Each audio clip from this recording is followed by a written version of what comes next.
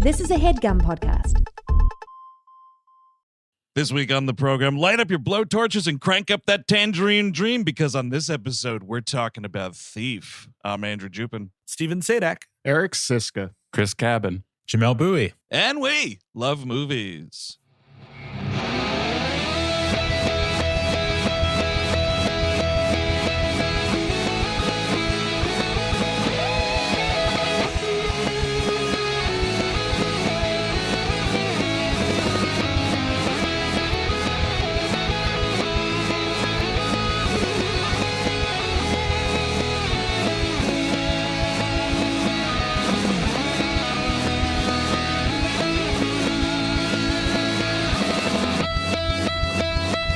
Hello, everyone. Welcome to We Love Movies. Thank you for tuning in. As always, that's right, November's We Love Movies month rolls on as we welcome back friend of the show, New York Times opinion columnist, and of course, the host of Unclear and Present Danger, the co-host, I should say, Mr. Jamelle Bouie back on the show. Welcome back, friend. Hello, thank you for having me. I just ate an Oreo, so I apologize. Oh, people love mouth nice stuff.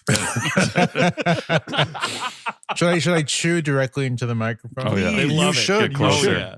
Definitely. That'll be working for someone. We're here today to talk, of course, about Michael Mann's feature theatrical debut, Thief, from 1981.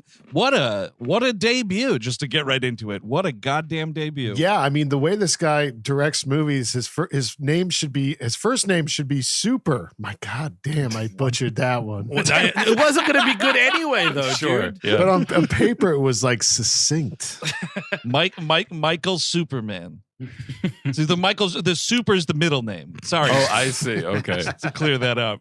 Speaking of Superman, I was just remembering, I was looking through James Caan's Wikipedia there, and the fact that anyone considered James Caan for Superman in 78 is just like, It'd and be his thing good. was like, I didn't want to wear the damn cape, which is such an amazing. That would have worked if like Superman had like gone to the Playboy Mansion and like been hanging out there for a little bit. Like then I can understand. Yeah. It would have But, to be like disgruntled Superman. He's Yeah. tired of the life of saving people. If the movie took place on like the south side of Chicago, that's where Superman grew up. And Superman would definitely have to be divorced if that were the case. yes, dude. Lois, don't call me again. You want what? Oh, more money. Luthor, I'm going to tell you this one more time. You do that stupid dog whistle shit. I'm going to rip your neck out of your head. You don't want to live here. You don't want to live anywhere. You just want to go back to Krypton. That's all you want. Well, it's not there anymore.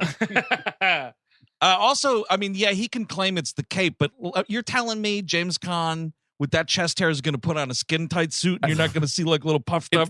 It's coming through, I think. Yeah, I think totally. they're strong. They push through where that other ones would fucking not. bathroom rug that was all over his chest and back. Rest in peace, by the way. Kryptonians just are, they're hairy people. Come on. Yeah, in general. Right? That would have changed the entire Superman mythos forever, you know? Yeah. That's true. Robin Williams would have to be on the Krypton Council. Oh, You would just have to be. no. Yeah. We're making a good movie, a good hairy movie right now. Jamelle, what was your history with this film? So the first time I saw this movie was maybe everything pre-pandemic is now hazy to me, but it might have been Sure. like 4 years ago. I think I had decided just sort of out of the blue. I think I had watched Collateral for the first time and I was like, you know what? I love this movie. Let me just like watch all of Michael Mann's stuff. And so I just kind of like Nice. went to the beginning and like watched Thief.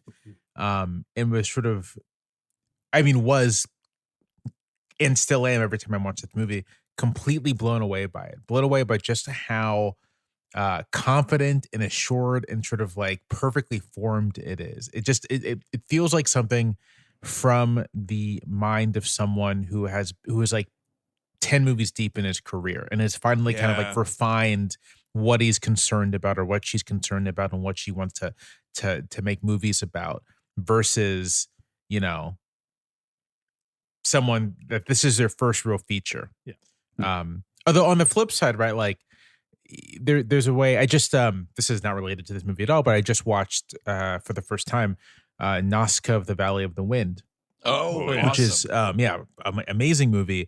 and Miyazaki's first feature by himself. And there's a similar thing going on there too, where it's like maybe you don't know if you can make another movie, and so you're just like jamming everything into this one, right? Like everything that you've ever thought about, that you think that you care about, you're gonna like put into this one movie and hope that it works. Well, that's interesting because I mean, like this movie is like pure orange concentrate without any water in it. Like, you know what I mean? It's almost it's almost too sharp that way because it's I mean, like so much of Man, for me anyways, process, and that's what like 90% of this movie is. There's literal drama, and I think the diner scene, you know, really plays to that, and a little bit of the Willie Nelson stuff too. But so much of it is, this is how you break into a vault. This is how you do this. This is how you do that. This is, you know what I mean? Like, and that shows up in Manhunter, Heat, Collateral, all over the place. But I mean, there's other themes here. It's like so much of it is about process and labor specifically. Yeah. Right. I mean, it's perfect that it's about a diamond thief because it's diamond-like. It's the impact of each image and the way they flow is so perfect. It's incredible that he did this first and then makes these much bigger movies that are much more ambitious and taking much bigger chances, like because he got it so right the first time. Well, I mean, if anybody's seen the Jericho Mile, you know, not fantastic. But to know that he did this right, like not long after that, was incredible because this is so every beat of it, and everything is in the details. Like everything you need to know about him as a character, you know, in the way he never says murder or rape when he does the diner scene. Those are two things he will not own up to. Yeah. Things like that tell you so much about him without slowing down the pace of the movie and the engine of it. It's unbelievable. Right, like, fucking believable. It's not overbearing with it. It gets that stuff across without, you know, taking too long. Nope. Yeah, totally. And it's crazy. This was actually my first ever Michael Mann movie. A friend of ours, even in high school, was obsessed with this dude. And he was like, look, we were in like 10th grade, maybe something like that. And he was like, I have this tape, James Caan from The Godfather. He plays like a diamond thief. It's fucking awesome. And I still, like, to this day, remember sitting in my friend's parents' like study, like their little TV room, just watching this shitty VHS tape of Thief and being totally rocked on my ass, and then like going to the library and finding more. Like to have like your first encounter with a filmmaker also be his first feature, and it's like perfectly constructed, total like once in a lifetime thing. I feel if you're not familiar with this movie, yes, Jimmy Caan plays a professional diamond thief, real deal pro here. Who meets a lady friend in Tuesday Weld and is trying to get out of the life. He meets Robert Prosky in one of the greatest villain turns of all time, who promises, you know, fast cash, yada yada.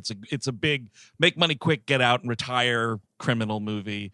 And the added bonus of his fucking tech buddy in it all is one of our best friends, Mr. James Belushi. Totally killing it in this movie, I think. Fantastic. Yeah, he's good.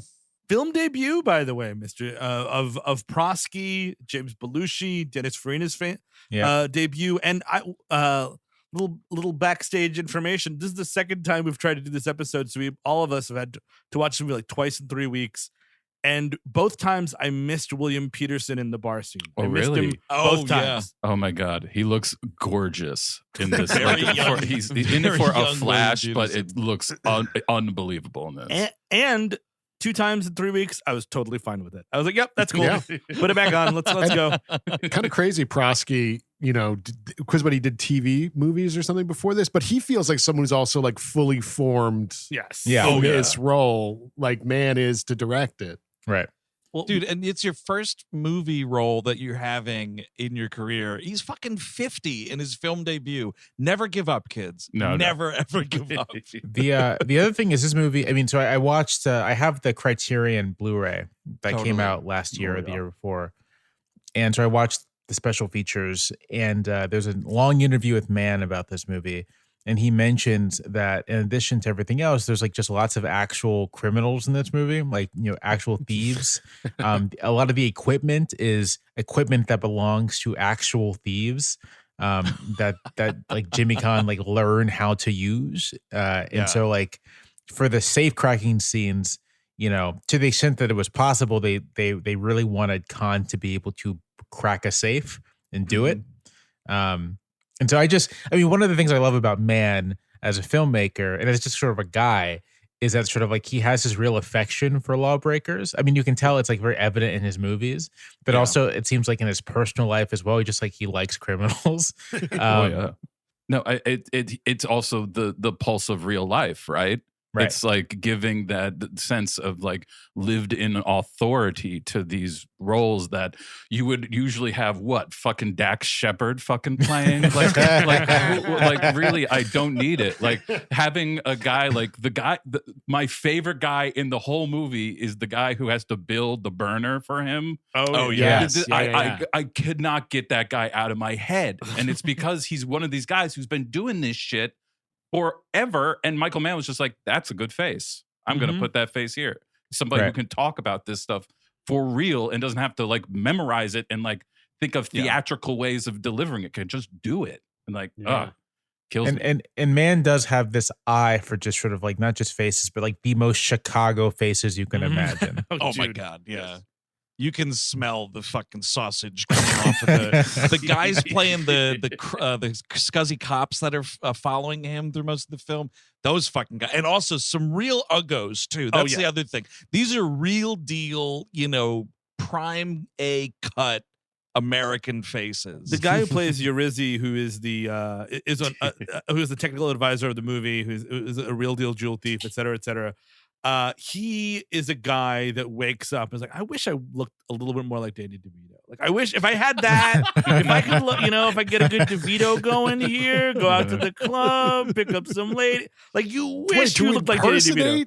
Danny DeVito and then go to the club and be like, hey, I'm Danny DeVito. That is the high water mark of what Eurizzi could look like. Oh my God, Danny DeVito's in here. Someone get him some Comte limoncellos. Now we're talking. Are you a melted Dennis Franz? No, I'm Eurizzi. Will you please? I love the beginning. The rain is the first thing you hear, and the score takes a little while to kick in. And hot damn, just having the confidence again. First movie, we're gonna start with rain. There's no score. Yeah, and then the blue like cursive font on black. It is so stylized. It's a shocking movie that it is his first. I mean, its first 10 minutes of no dialogue. It's the music. It's the cut of the image. It's the pace of the image. You hear the radio. Of not Barry is Jim Belushi, and I get Jesse, I think, is the other guy. Joseph is the other guy. Joseph. Oh, okay. Yeah, not Michael Douglas, the third guy. Yes, the third guy. Yes, wheelman, radio. I love that guy. Great mullet on that fucker later in the movie. But like, other than that, like, I think you maybe hear Jim Belushi say, "I got it," and that's it. Like, and it's just 10 minutes of setting up how professional not only is James Caan in this role and as this character, but also Michael Mann. Yeah. He sets himself up in 10 minutes. He's like, I know how to do this shit. I can move now with actual dialogue to help me rather than just the image and the power of the image. Yeah, absolutely. And there's great details like, that he's such a super pro at this. He's not like skimming anything else with the way that he's tossing all the other jewels and everything on the floor. Like, that's not the shit I need, So he's not even like taking something extra. It's like, I need these envelopes with the diamonds, and that's it. I was watching that and I was like, yes, I know that shows he's a total professional. He's so much smarter than I'll ever be. But I'm like, what if you put some of those in your pocket? You know what I mean? Like, just to have some. You might want some extra diamonds at some point. Yeah, some walking jewels for sure. Exactly. You got to impress an old lady in the building. Like, here you go, sweetheart, some diamonds, some spending rubies. Yeah. That's how you get pinched, because now she's going to be talking about this fancy ruby she got. You're right. That's right. See, Steve, that's why you'd go to jail. Yeah, go to jail, get murdered by Robert De Niro. Different movie, but I wish.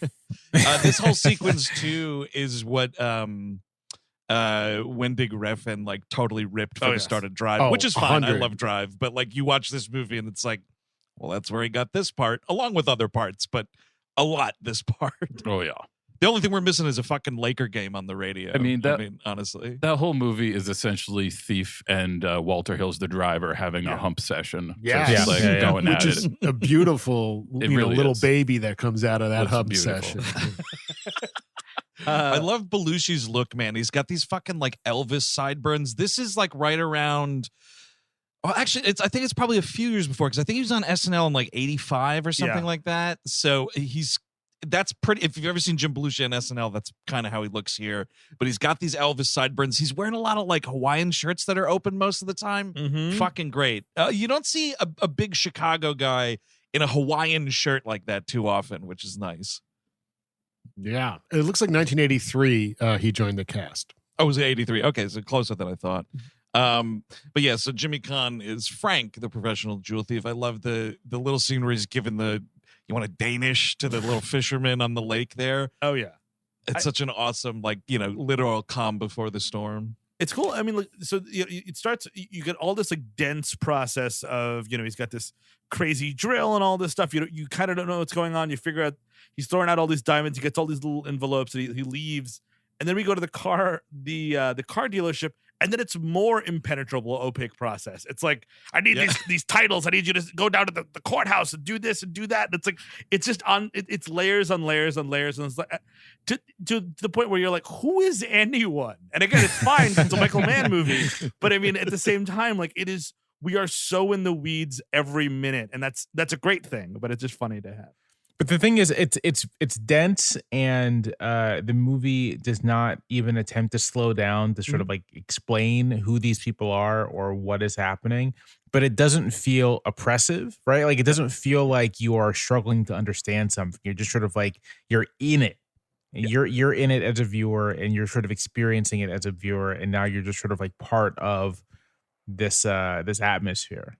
Yeah. And it's that confidence is what makes this all like not didactic either. Is like you can sit there and it's like that is legitimately how it would probably sound to have someone barking at you at like a used car lot, and you have to move this car over there and this is going over here and put that there. Like Steve said, get those titles, but it's all like that's the process. But instead of feeling like he's teaching it to you, you're just like living in it. Like this is it feels so like how a car lot probably operates. Like it's not as funny as it is in Fargo. No, it's a lot duller. You're just moving product around a lot very boringly. A lot of, managing people. And what I think is so good about this is you could have gone from that first 10 opening minutes and make this like a cool guy, like a Melville type character where you don't really have much of an inner life from him or anything.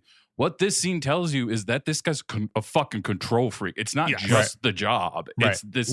He needs to have this thing going all the time. Oh yeah, if he doesn't, he will just collapse. He's completely. Flipping out all the time in this movie. It's fucking awesome. Everybody it's incredible. And like the fact that's why you need someone like James Caan who can just talk, and not make it sound like he's rushed or anything. To make it sound like it's very on purpose every time he does it.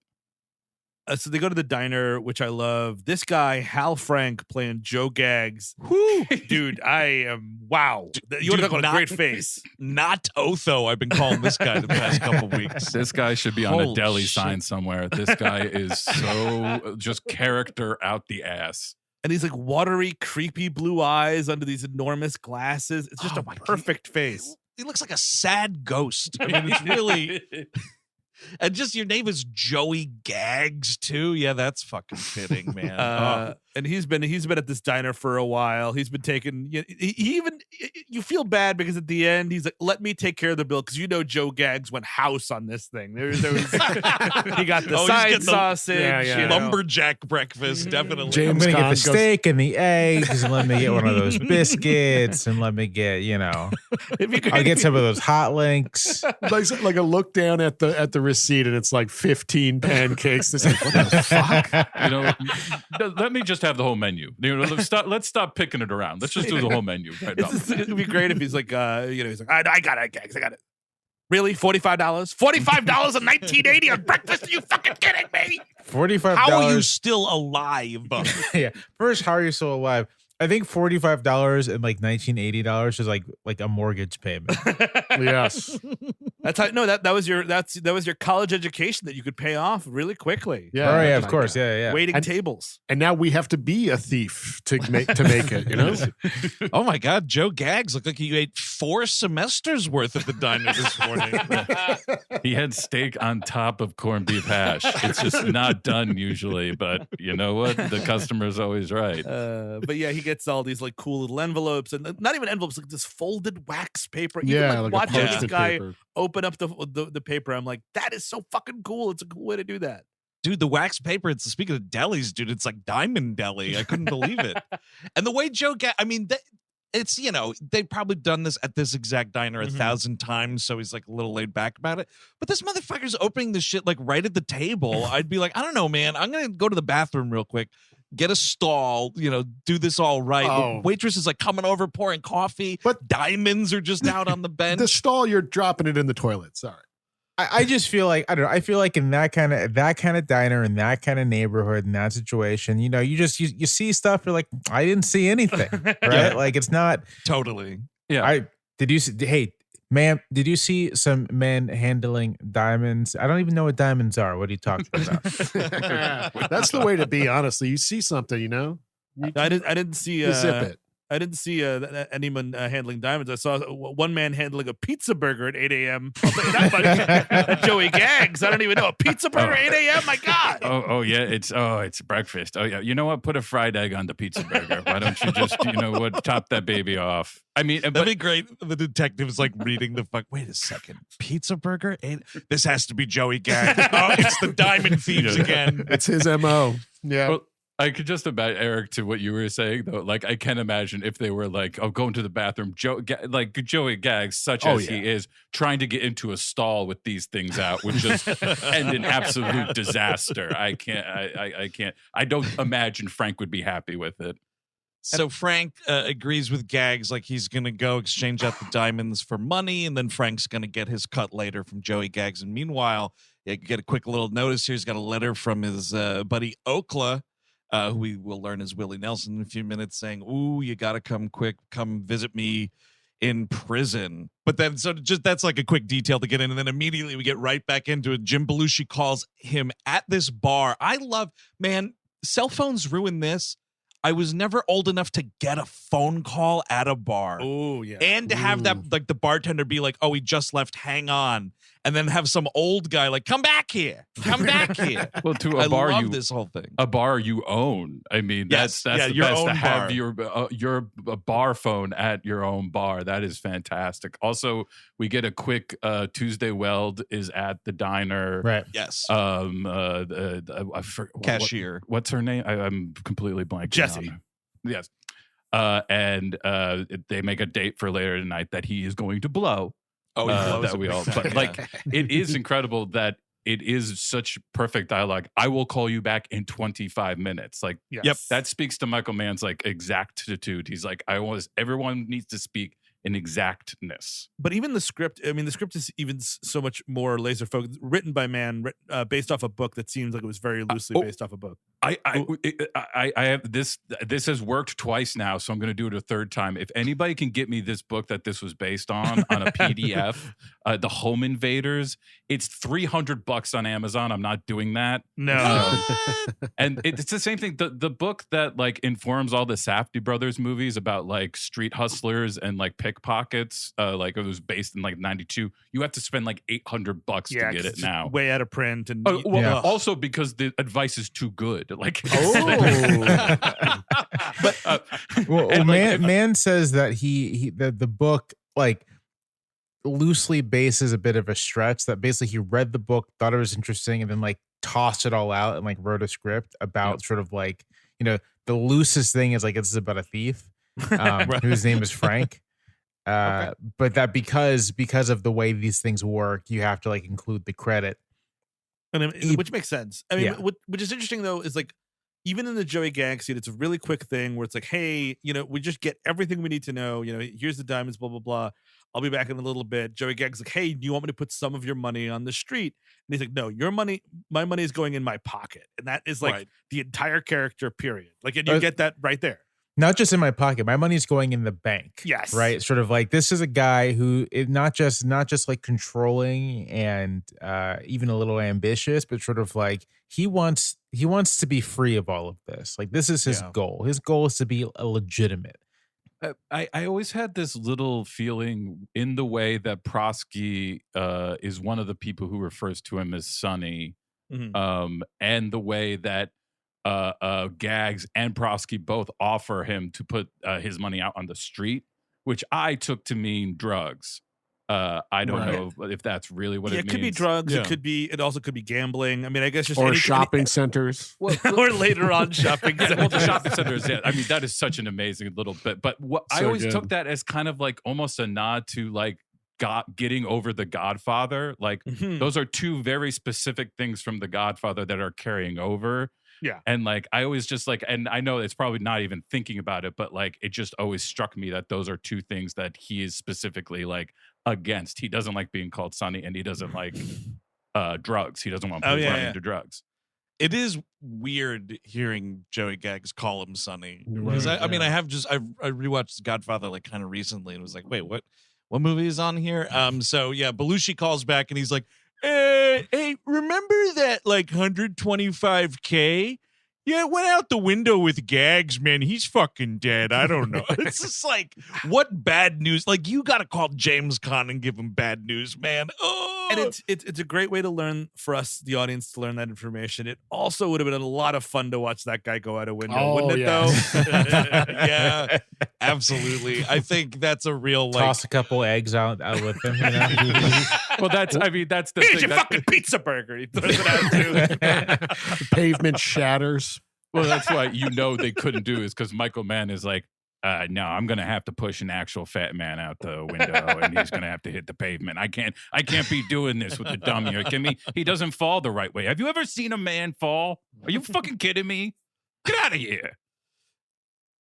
So, Frank is like, all right, well, now the rest of my day is fucked because I have to go find this guy and get this money back, which is why he winds up being late for the date later. But man, him going and fucking shaking this guy down. Another real scuzzy looking guy here. What's this guy? It's another Italian last name for this character. Attaglia. Attaglia, yeah. Which I was also getting confused about because in Godfather, there's Philip Tattaglia.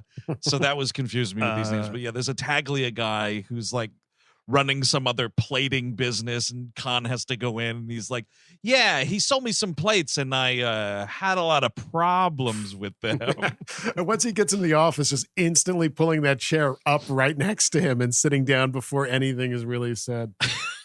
And he's not paying attention to him, and then immediately it's like, he fell out a window with my money in his pocket. He's like, go to probate court, which is such a Are you trying to tell me fairy tales right now? I just imagine like his chest hair like come up straight when he gets angry. Like they all just go straight like this. Is he alert, or is this like Wolverine? The claws come out. Either way, This he just Dennis Farina shows up. He's one of the goons. Yes. Oh wow, I missed Farina too. What was I doing? Oh yeah, dude, he's one of the goons, and I think he's the one that Caan calls a goof. We're calling people goof in this movie. Yes, quite a bit. It's mostly Jimmy Caan, but I think Prosky gets a goof in. Maybe a Taglia. He calls Jimmy Caan a goof at the end. One of the cops calls him a goof. He's like, "You could have given us all the money. Nice and easy, but you had to be a goof. You had to be a goof." What are we subbing goof with in the screenplay? That's what I really wanted to know. But yeah, he pulls the gun on this guy, and he just basically says, you have 3 hours to get me my money, or blah blah blah. And he walks out. He walks out, and again, like, this is just a commercial plating business. Obviously, everybody kind of knows they work for the mafia. This happens about 3 times a month, right? Like, it's just like, another guy with a gun. All right. Yep. We're not gonna. Yeah, that's why I think the guy at the end there in the office where he tells him to sit down, I think it's that guy's like first day, and he's like, "Why is no one else shocked by this? This curly-haired man has a gun in here." I also he's like, "Sit down." I love how he walks with this gun, like this tactical movement every moment with it. Yeah, which is funny. Like, they don't allude to any like military or police training that Frank may have, but he's really like walking around like he has had some Yes. kind of training here. Maybe he's mimicking movies or something. I think it's all comes from prison and like the not Yes. being able to having like eyes on the back of your head type of thing is Sure. what they are suggesting at least. Right, or Vietnam, or who knows? But you know, the Yeah. guy's kind of a mystery, which is awesome. I mean, that's the thing is Jimmy Caan is probably a much more put together person than what they're expecting most of the time at L&A plating. I imagine most people that walk in from Prosky side of the tracks are like Jack Nicholson at the end of The Departed. Like they just got blood and shit all over them everywhere. It's just like, I gotta see it Taglia. You know, oh shit, I got some brain on my fucking pinky. Fuck. Oh, he's got another dude with brains all over his shirt. It's another satisfied customer. I feel like this is a sidebar, but I recently rewatched The Departed, and I love that Nicholson performance. I It's don't understand amazing. why people don't like it. I think it's great. Oh, I will tell you why they don't like it, because he's having fucking fun. Yeah. That's exactly why they don't like it, is because he's having fun and just being an evil motherfucker, and it's great. But no, they want like Nicholson to be, every fucking role has to be about Schmidt now, I guess. Yes. And, I just that scene where he's like, there's a rat, and he like does the rat face. Oh, Top- yeah. Yeah. Oscar worthy. Give him an Incredible. Academy Award. It's perfect. Hell yeah. Incredible work. it's just fun. Yeah, I mean, like and the accent he doesn't exactly nail, but he's doing it anyway, and he's just he's having fun with it. I agree with you. Yeah. So we go to visit Willie Nelson in prison for a fashion here.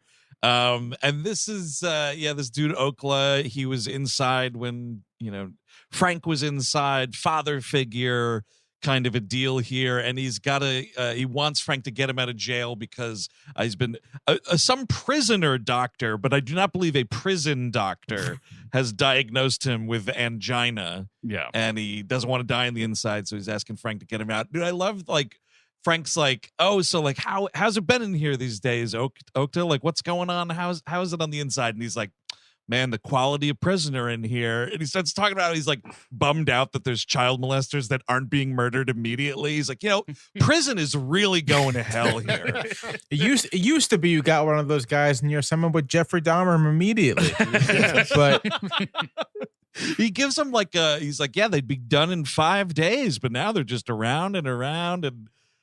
Yeah, I got this guy offering me ramen. He's a rapist. I don't know what to do with myself. And also, Red's Bruno got busted. I don't know. Oh how yeah, the I'm big gonna- Pruno operation got busted. That's the big. That's a report. quality of life problem. Now Yes. I can't even get kind of drunk in here. This is a problem. Absolutely, No more totally. I toilet can't wine. get kind of drunk and have food poisoning at the same time. Nelson's great in this movie. How is he still alive? I'm just, like, how did he outlive Willie Nelson? James Caan? Willie Nelson is still alive. I Yeah, saw still him. living. That was my first concert after the pandemic, kind of during the pandemic, 2021. He's still fucking killing it out there on That's the road. incredible. I was looking it up actually, Steve, because I was like, "What's going on with this movie?" Jimmy Caan, not terribly younger than Willie Nelson. Yeah, Only okay. by like 7 years or so. Maybe it's the weed, huh? It could be. Hey, Huh? yeah, I mean, once you get past a certain age, though, it's kind of just all a crapshoot. It's like, maybe you'll live one more year, maybe 20. Who knows? Right. Yeah, that's true. Exactly. But Willie Nelson gives a big point of advice here because, Jimmy Caan's telling him about Tuesday. Well, I met this girl, Jessie, blah, blah, blah. Also informs him that he's divorced. We get no more information about that ex-wife, which I kind of want a little bit of. Let him go off on a rant here about that. Just a phone call, please. Just Yep. to get somebody to get Diane Lane, somebody to do a fucking phone call. Diane Lane in 1980? I don't know. She's Maybe in it's The a younger Outsiders. wife. I don't know. Screaming at a teenager, dude. I bet you he's done that before, James Caan. I mean- Sure. To describe the end of your marriage is I pulled the plug. I pulled the plug on that Yeah. whole thing. That whole thing, I pulled the plug on it. Yeah, he pulled the plug. That's a real fucking. He came home and she was gone. Oh yeah. I think he's puffing it up to It's- talk to Willie Nelson. It's incredible that like all this happens and you notice that Frank doesn't mention like I've known her for like 3 months.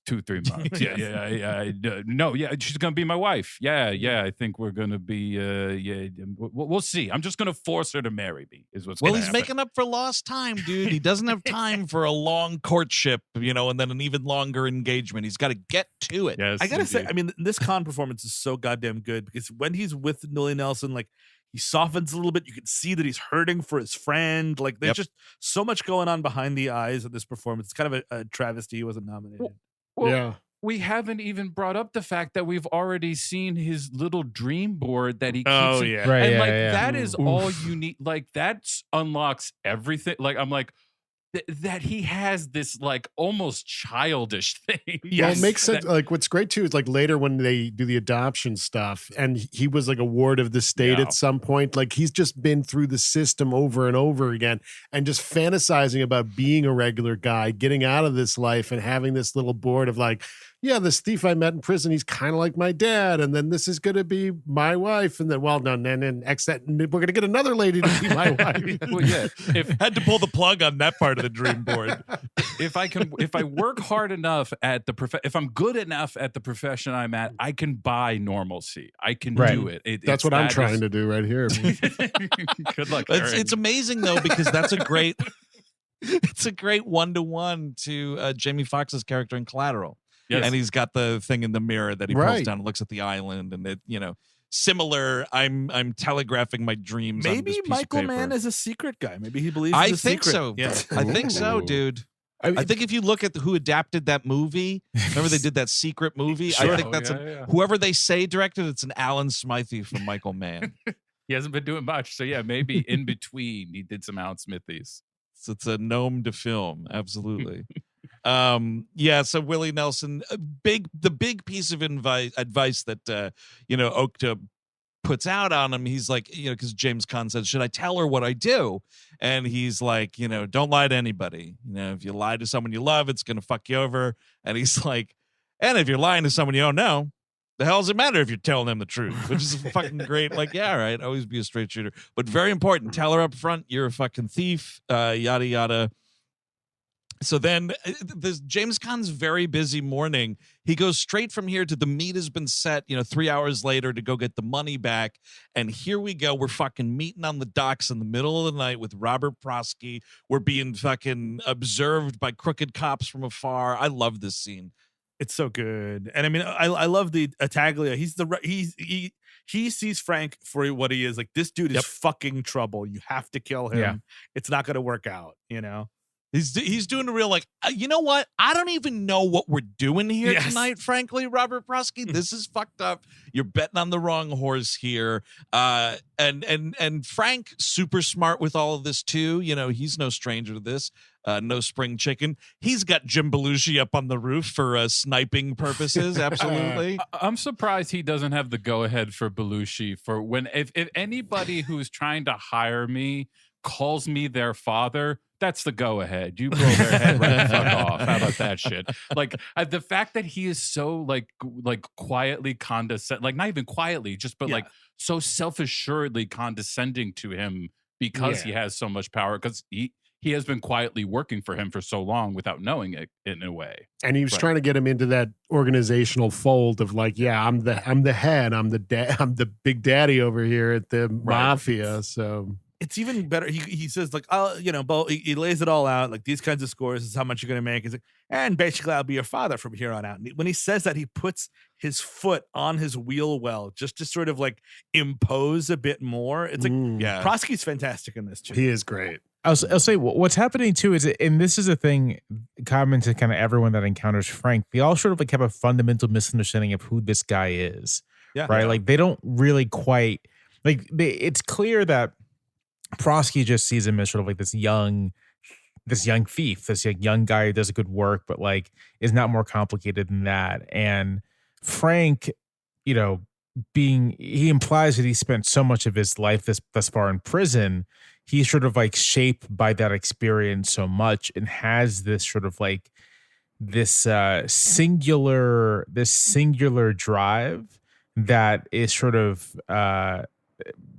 almost like a shark, right? Sort of this the shark-like sort of like drive to find stability and is willing to do a whole lot to get there. And like in a way that like no one else kind of understands other than maybe Willie Nelson. Like Willie Nelson's the guy who kind of gets Frank on this like subatomic level.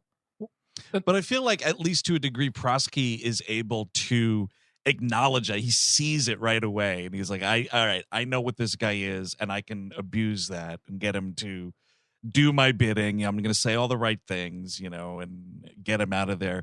And it's great. They have this like tete-a-tete where, Prosky's like, well, who are you? Who do you think you are? And Caan's got this great line. He's like, I am Joe, the boss of my own body. So what the fuck do I need to work for you for? You know what I mean? Like, it's so, back and forth. They're like boxing, but they're just having a calm little conversation on a you dock want to talk? in the middle Take of it to the Lonely Hearts Club. Yeah, totally. Country club. Go to a country club. And he gives it to him straight. He's like, these are the, this is what I do. Like, I only steal from, businesses. I don't do any personal jobs. It's only diamonds and cash, not getting it. I love how he has that set of rules for himself. Yeah. That he doesn't go against in the movie as far as like what the jobs are. Well, because he's successful. He's proud of himself. Like when he goes to Willie Nelson, he's like, when he says, how are you doing? He shows him a watch and a ring. Like, I'm doing great. You know what I mean? Like he's in a good spot at the beginning of this movie, and it doesn't last very long. Well, because he bought into the idea of worth in the real world, because he lost the worth in prison. Prison is where he lost the actual inner stuff.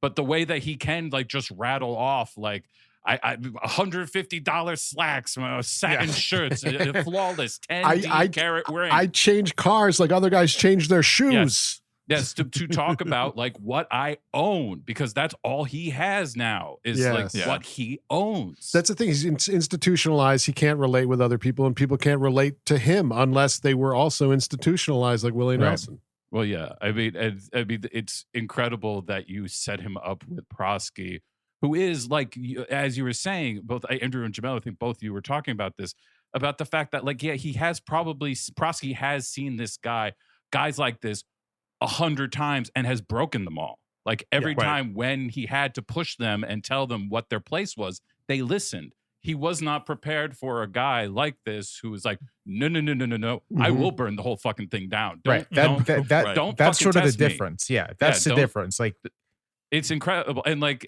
to me, it is such a perfect, I mean, for like what I usually look for in movies, like this is such a personal calling card for a director like Mann, who's like, don't work with me if you're not ready to deal with my bullshit, because it's going to be a lot. And everybody's heard the stories. Like, if you're going to deal with me, it's going to be hard as fuck, but I'm going to do the job right. And he, I think for the most part, has proven himself correct. It's also famously hard of hearing, so he screams constantly, even when he doesn't want to be screaming. Yeah, which is why it's fucking hilarious that he's making this Ferrari movie, because I'm sure it's going to be like mixed to high hell. We're all going to be deafened watching the movie. I'm looking forward to it, man. Oh yes, definitely. And he's been living out in Italy for a while, right? Oh yeah, yeah. I think that's where he calls home for several years. And it's kind of great because in a way, I think that's why Frank sort of. I don't know. I mean, that gels with Jesse isn't exactly correct, but like she has that whole great story, if I'm reading it all right, that she was like a drug mule for some dude. Yes. And so she at least is like, criminal world, participant, and tangentially related to. The dude died. Like she's lived it, and she's also got. I mean, like you. This is a note that I wrote down when you see her at the bar, kind of falling asleep because she's been waiting for this fucking guy. She's got second wife written all over her, man. That's it. Oh yeah, that is wife number 2 is what's going on. This awesome little quick like musical interlude of her waiting at this awesome just Chicago bar. There's a blues band playing, they're fucking rocking. It's another like man, I wish I was there right now. Like I just wish I was in this disgusting bar listening to awesome music. Definitely smells like old cigarettes and new cigarettes. Old cigarettes, old and new. Him fucking dragging her to this diner, man, causing a scene once again. Man, nobody causes a scene in public like James Caan, man. Well, that's what William Peterson should have known. He should don't try to tame a tiger. He's going to come after you. I like the fact that there's this song that the song is Turning Point, which I think is a pretty well known blues standard. And And I like the fact that like she is also at a turn, like what Steve was saying, like she is also at a turning point. Like she just got over all this stuff. Right. And it's funny that like him roping her into this, because he pulls her out of this fucking club and like multiple people try to stop him and he pushes them off. Like he is being a fucking asshole. Like tells him to take a walk. I think he shows someone a gun at some point. It looks wrong and it is wrong. People are seeing things and are saying things about it. They're like, I don't like anything this guy is laying down right now. And they're correct. Well, and she keeps on saying no to him because she is like, I'm done with this shit. I'm fucking done with. And how he like pulled me back in, like in this two scenes that happen is incredible. The car scene and then at the diner scene, which is just like the diner scene's terrific. One of my favorite lines that Tuesday Weld has is just talking about like, and he is also being like incredibly demeaning. It's like, what's so wonderful about your life right now? And she's like, you know what? I wake up, I have a social security card, like that being an achievement for this character, because she's been in Bogota and God knows where. She even says that Caan alludes like, you don't want to get arrested in Bogota. Like, I was, you know what I mean? Like there's a lot being laid out between these two. It's a fantastic scene. Oh yeah, and then his prison story too. Oh, the prison scene. Yeah. You got to get to where nothing means nothing, right? You got to, And it's just, I think Chris, you mentioned this earlier. Like he doesn't talk about sexual assault. He's like, they wanted to turn me out, and I had a problem with that. And then it's like he does say gangbang. They jumped on me, did a bunch of things, and then blah blah blah. He just did a bunch of things. Yeah, no, that's actually a good point though, because Eric, you're both right. At the start of it, when he starts the story, he's talking about there was a corrections officer and some of the inmates were getting together and doing fucking gangbangs in some part of the prison. But then when he gets to his experience with it, he leaves that out. Right, he doesn't say they fucking ran a train on me also. They got the people get gangbanged when it's happening. Yeah, that's some stuff happens. Yeah, exactly. Well, I mean, he does that. He won't say that. And then he's very like, there were two guys who wanted me when I got in on a $40 charge. I was going to be in for 2 years. And then there were two guys who wanted me as soon as I got in. Yada, yada, yada. I had a manslaughter charge that put me in for 7 more years. So it's all about not like owning up to like the mortal sins. He's like the real fucking shit that he did through. Yada over the best part. Yes, true. Because he had to shiv those people. That's what I think they're assuming. It also tells you something about Tuesday Well's character. Couple great things. One, she says, "What were you? Where were you in prison? Please pass the cream," which is such a fucking great. And then when he says like when he this whole thing in the gangbang scenario, the leader was this big hulking dude, and he's like, "Yeah, I took a pipe to his head three times, and then he died 2 years later.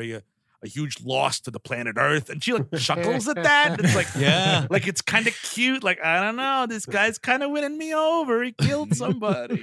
I mean, he's not like on the one hand, he's not being completely forthright about what happened to him and what he did, but it's clear that like as he's attracted to this woman, and as he's sort of just like talking and explaining, he's becoming more vulnerable. This is a person who does not become vulnerable with people, but in the course of this conversation is becoming more vulnerable. And Tuesday Weld as well is becoming more vulnerable as the conversation goes on. Let me say, I love this scene. I think this is I think this is just like a wonderful scene, and I'm always struck by how Mann and his cinematographer just like let the camera hang out. Like it's not tons of cross cutting, not lots of movement, just sort of like we're gonna watch these two adult people talk about adult stuff and like sit with how weird and complicated it is.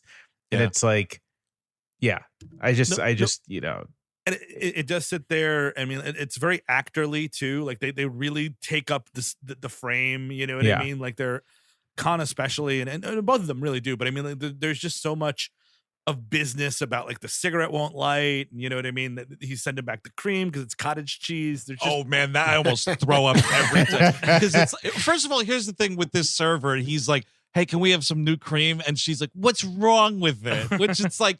just fucking change it out. Don't ask what's wrong with it. But yeah, it's cottage cheese. I gotta be honest, Whoa. if I don't look at stuff like that, so if I just like grab the cream, pour it in my coffee, and like chunks came out, I throw Oh up. yeah, I just like throw up on the table. I've had that. I haven't thrown up, but I've definitely poured, and then just like cheese curds come up, and you're like, oh man, should have changed this out. Although actually, the best was one time, New Year's Day, we were really hungover, and we went to the diner in our neighborhood. And they had like forgotten to turn the heat on. So they opened for business and it was still too cold. And like the fucking creamer cup was like frozen on the table. It was so terrible. And then like at the very end of the meal, we're leaving money. And the guy's like, oh, by the way, Happy New Year. I forgot what day it was. I was like, oh my God, dude. But just totally frozen, just not coming out because it was a stone. That would be an interesting way for that scene to go. You know, he's like, yeah, I was in there. The guy's name was Joey Meatball. Oh, hold on. He's just like throwing up on the camera. But that's the thing. That's with his character, right? Like the thing that pisses him off the most is people not doing their job right. Yes. Yeah. Like, so her not doing it immediately pisses him off. The lighter, stupid lighter, you're supposed to be lighting. Like, you know, it's what this pisses little him off the Bic most. can't even do its stupid Bic lighter job. I'm gonna write a letter to that little Bic. But this is also what spurs him to work with Prosky, which he knows it's a bad idea. You know what I mean? Yeah. Like he knows like this guy is blah blah blah, but he buys into it because it's going to get him where he needs to go that much quicker, and shortcuts. That's how that works. Sometimes they blow up in your face, but so this is the first, the big thing, and it's kind of interesting because even though this is a Chicago set film and these are Chicago criminals and Chicago people, we have the big LA job that we have to do. It's a Michael Mann movie. We're getting back to Los Angeles nice and early here. So they're going to case the joint. I love, again, all this fucking process. They're up on this roof weeks in advance with Prosky. Like, what do you need? These are the alarm systems. And it's this interesting thing where like this vault has 5 different alarms and they can't figure out the 5th one. And it's like, why this is all so perfect in this movie is like you don't have to understand a lick of what they're talking about. When Jim Belushi's like trying to get the electrical signals on the different lines and the Caan's looking at that voltage meter, I don't know what the fuck's going on. I don't know what to be looking for, but I just know that they're doing a job that they know how to do very well, and I can just kind of like kick back and like watch them work, and it's thrilling. It's thrilling to watch these schlub dudes stand on a roof and case a fucking place that they're going to break into. It's awesome. Well, it has its roots in problem solving. That's like the best dialogue in the world and process to me is, and something everybody can relate to is like, how do you solve a problem in a group? Like I never have, by the way. Oh, you never Can't really relate. Never happened. Oh, interesting. Nope. He just hides under a pile of coats and hopes everything will be fine. Is it working? Did you do it right? I'll say it's this movie is so it's both sort of like it encapsulates like everything Mann is concerned about, but it also is sort of like the template for so many of his movies, and like he returns to so many sort of like setups and conceits in other movies. And so I'm just thinking about like the protagonist, antagonist, like on a rooftop discussing like what's gonna come next, or like your protagonist in front of a body of water contemplating what's going to come next. Sort of like all these things are here. And then of course, like the filmmakers who very like consciously like ape Man, like use these things too. So like the rooftop shit is, is always something that sticks up to me from The Dark Knight, which is like very clearly just like Chris Nolan's like, I want to make a Michael Mann movie with, Batman. Yeah. No problems here. But yeah, he definitely that movie has seen heat, and boy howdy has it ever. I think it's also seen this quite a lot. Yeah, I think it's seen this quite a bit. And also, I mean, like the other things, Mann tropes, the sage old thief that has the long dark hair with the white beard, like that. I mean, it's Willie Nelson, but what do you call it there? John Voight in Heat looks very similar to Willie Nelson. He sort of does. For no totally reason. right. You know what I mean? He likes that. Was John Voight filming that around the same time as like Anaconda? Maybe, actually. They can I mean, it would make sense. Maybe a difference of like 3 years. I don't know. He should have used the anaconda accent. Absolutely. Though I think that really would have sealed it as a perfect movie.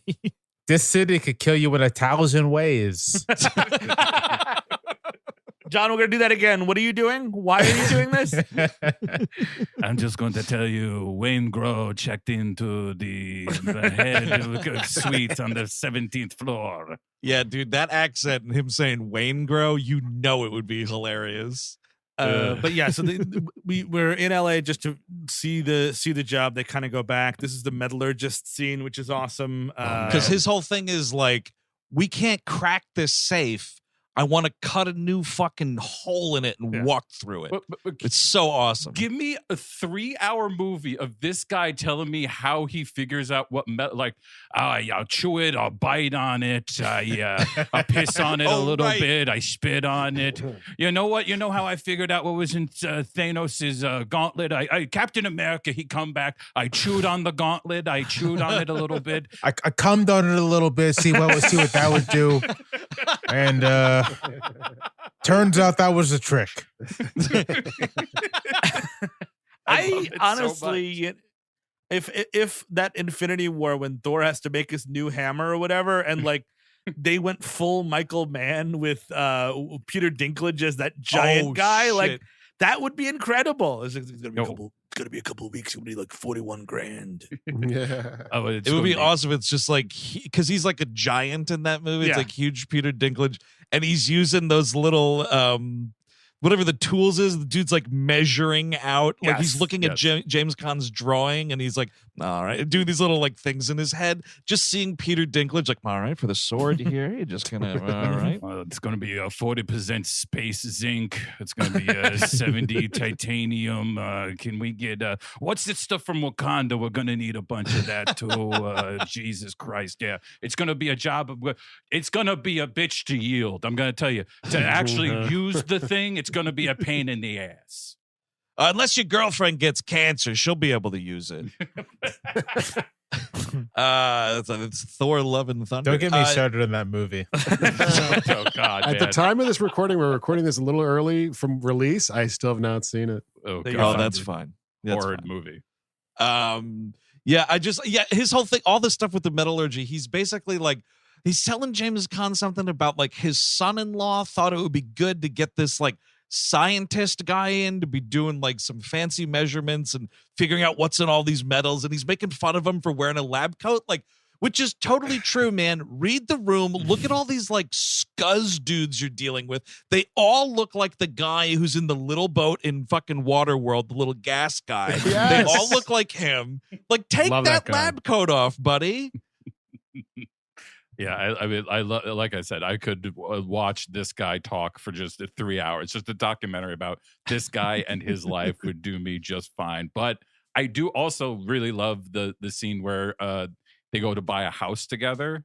Mm-hmm. Like, this to me also speaks to the thing I was so like the way that like he is dependent. Like they show James Caan is dependent on Jim Belushi to do part of the work. Like, it's not all about him being a one-man operation for whatever his perfections are. He needs other people to work. And like the way he talks to her, he's like, do you like this house? I don't know what this, but I know the value of money. I don't know what things are supposed to look like nice. I don't know that stuff. Yeah, so is this amount of money this? that I'm just about to drop, does it equal a pretty house? You have to tell me that. That's I need somebody to tell me these things because he's just like sitting there like a lost boy, just being like, do you like it? I don't know. I don't know what I'm doing here. You also get a look into some corrupt Chicago judicial shit here, because there's a hearing scene where he goes to, he's got this lawyer for Willie Nelson trying to, get him out or whatever. This is great. Hearing.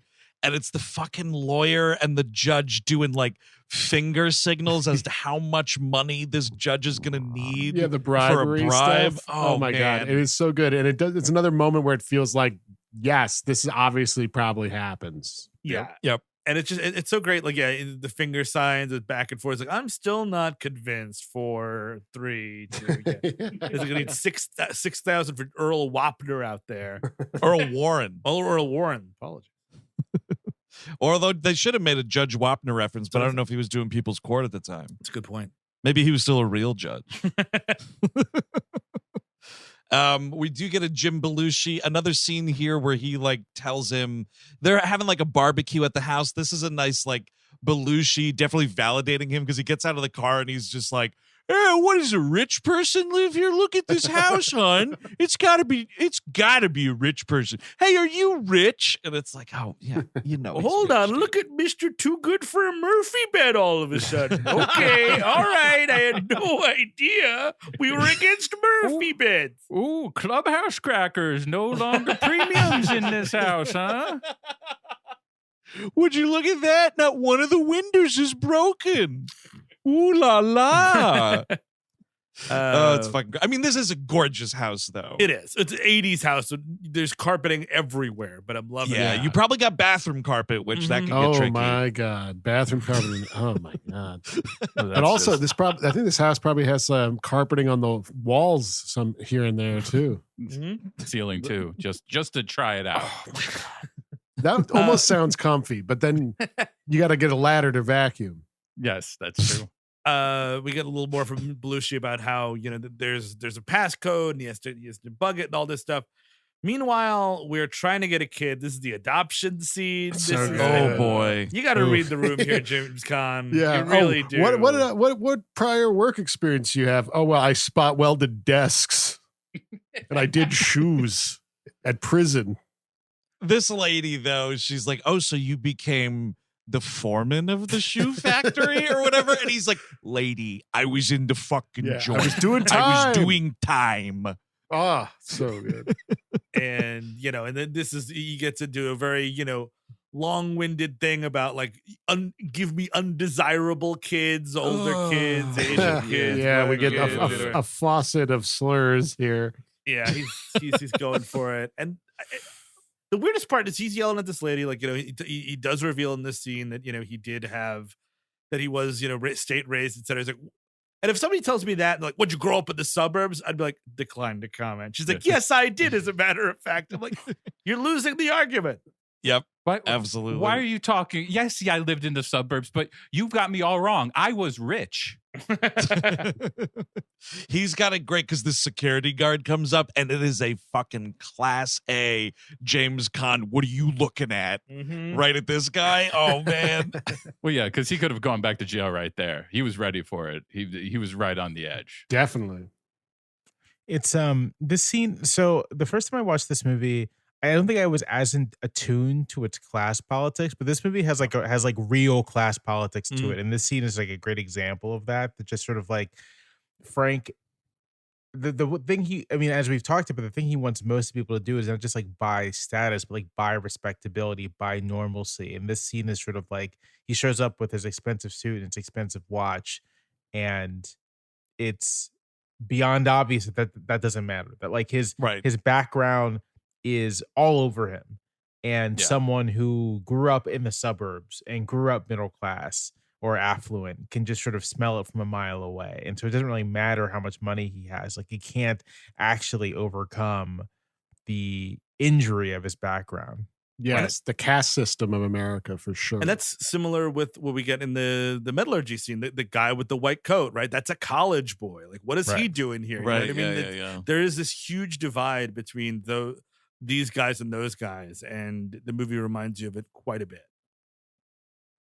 Also, he fails at bribing her with the ring, which he, you know, is like, well, here's the slam dunk, the home run. I'll give her this ring. And she's like, and what is that? And he starts like explaining the ring. And it's like, that's not what she's asking, man. This isn't going to work. It's like, it's the same feeling I get because it's horrible, right? Because at the same time, he's like, we're good people. These, you know, kids need a fucking home. I don't understand this disconnect.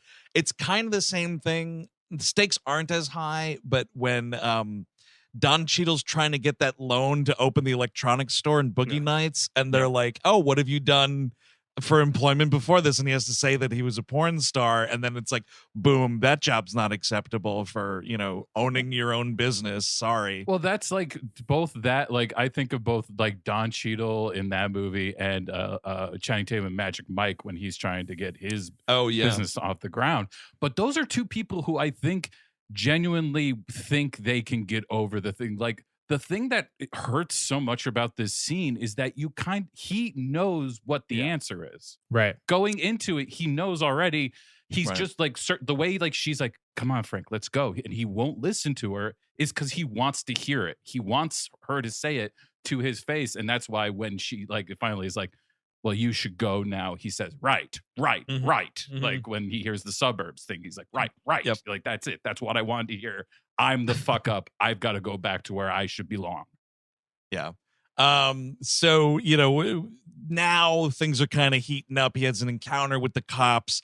They, try to get a bribe. When I step on your foot and say, Mr. Bribe, and he's not like Homer Simpson. He understands what they're doing, and he plays them and acts dumb and pisses them off. And then the next thing you know, now the house is fucking bugged. It's a really awesome, again, no fucking dialogue until after, everything has been shown to you. Him just taking the bug out of the phone, sort of showing it to her, like looking at it and then putting it back in the phone. Like, total pro move right there. You don't want them to know you found that shit. One thing on Urizi, which we talked about a bunch, is the cop that did it. He's doing this thing that I've never seen, which is you have a tie, and you don't tie a Windsor or any knot. You just kind of flap it over. Anyone notice this? It's like it's not. There's no knot at all. It's just like the bare minimum of like, I gotta wear a tie at work. Okay, here the flap is over. It's a tie now. It's around my goddamn neck. Well, I feel, Steve, like as someone such as yourself coming from private Catholic school, you had that, right? Where like, I'm not gonna tie the thing all the way, or I'm gonna untuck the shirt to rebel. Yeah, it's true. But he's a grown man, you see. Oh, right. Yeah. Well, just you see that tie untied like that, it makes him that much more of a slob. Like it's such a perfect piece of character design right there in costuming. It's like, if that tie is all buttoned up, he's a instantly much better police officer in theory. But if it's down like that, he's a fucking slob, thrice divorced, But it also just seems like his body is rejecting order. Like that's like he like probably put the tie like coming out and yeah. Like he probably put the tie on the right way and everything, and just like the minute he walked outside the fucking door, it just like just like it couldn't hold it together. So you give this guy a Caesar salad and it hits the table, then it instantly becomes 3 hot dogs. Like, how did that happen? I thought there was no pork anywhere near this. He leaves in the suit and the tie done right. He comes home in a burlap sack somehow. Like Jesus Christ turned water into old style. It's fantastic. Absolutely. You know that this Urizi is a dude who celebrates Chicago Christmas properly. That's for damn sure. He's welcomed Sausage Claus into the house a couple of times. Yeah, you gotta do it. They do the old taillight bit, which is like, you're under arrest, your taillight's out, you kick it. Always love that. Absolutely. And then they start beating the shit out of him. Oof. Oh, they bring him downtown at one point in the movie. And this is like, man, I think this, speaking of fucking ties to The Godfather, I think this is some revenge from that brother-in-law getting beat with the garbage can top in that movie, because he gets fucking beat over the back with a phone book in that part. Oh, yeah. Oh, wow, they're kicking the shit out of him. And they're just really trying to, you just make it easy on everybody, bend, which is always, which we're going to find out never ever happens. Yeah. Right. So he had that first encounter. This beatdown happens like a little later. First, he talks to Prosky about the kid adoption. And all that. And you want a kid? I'll get you a kid. Yeah. I'll get you a kid.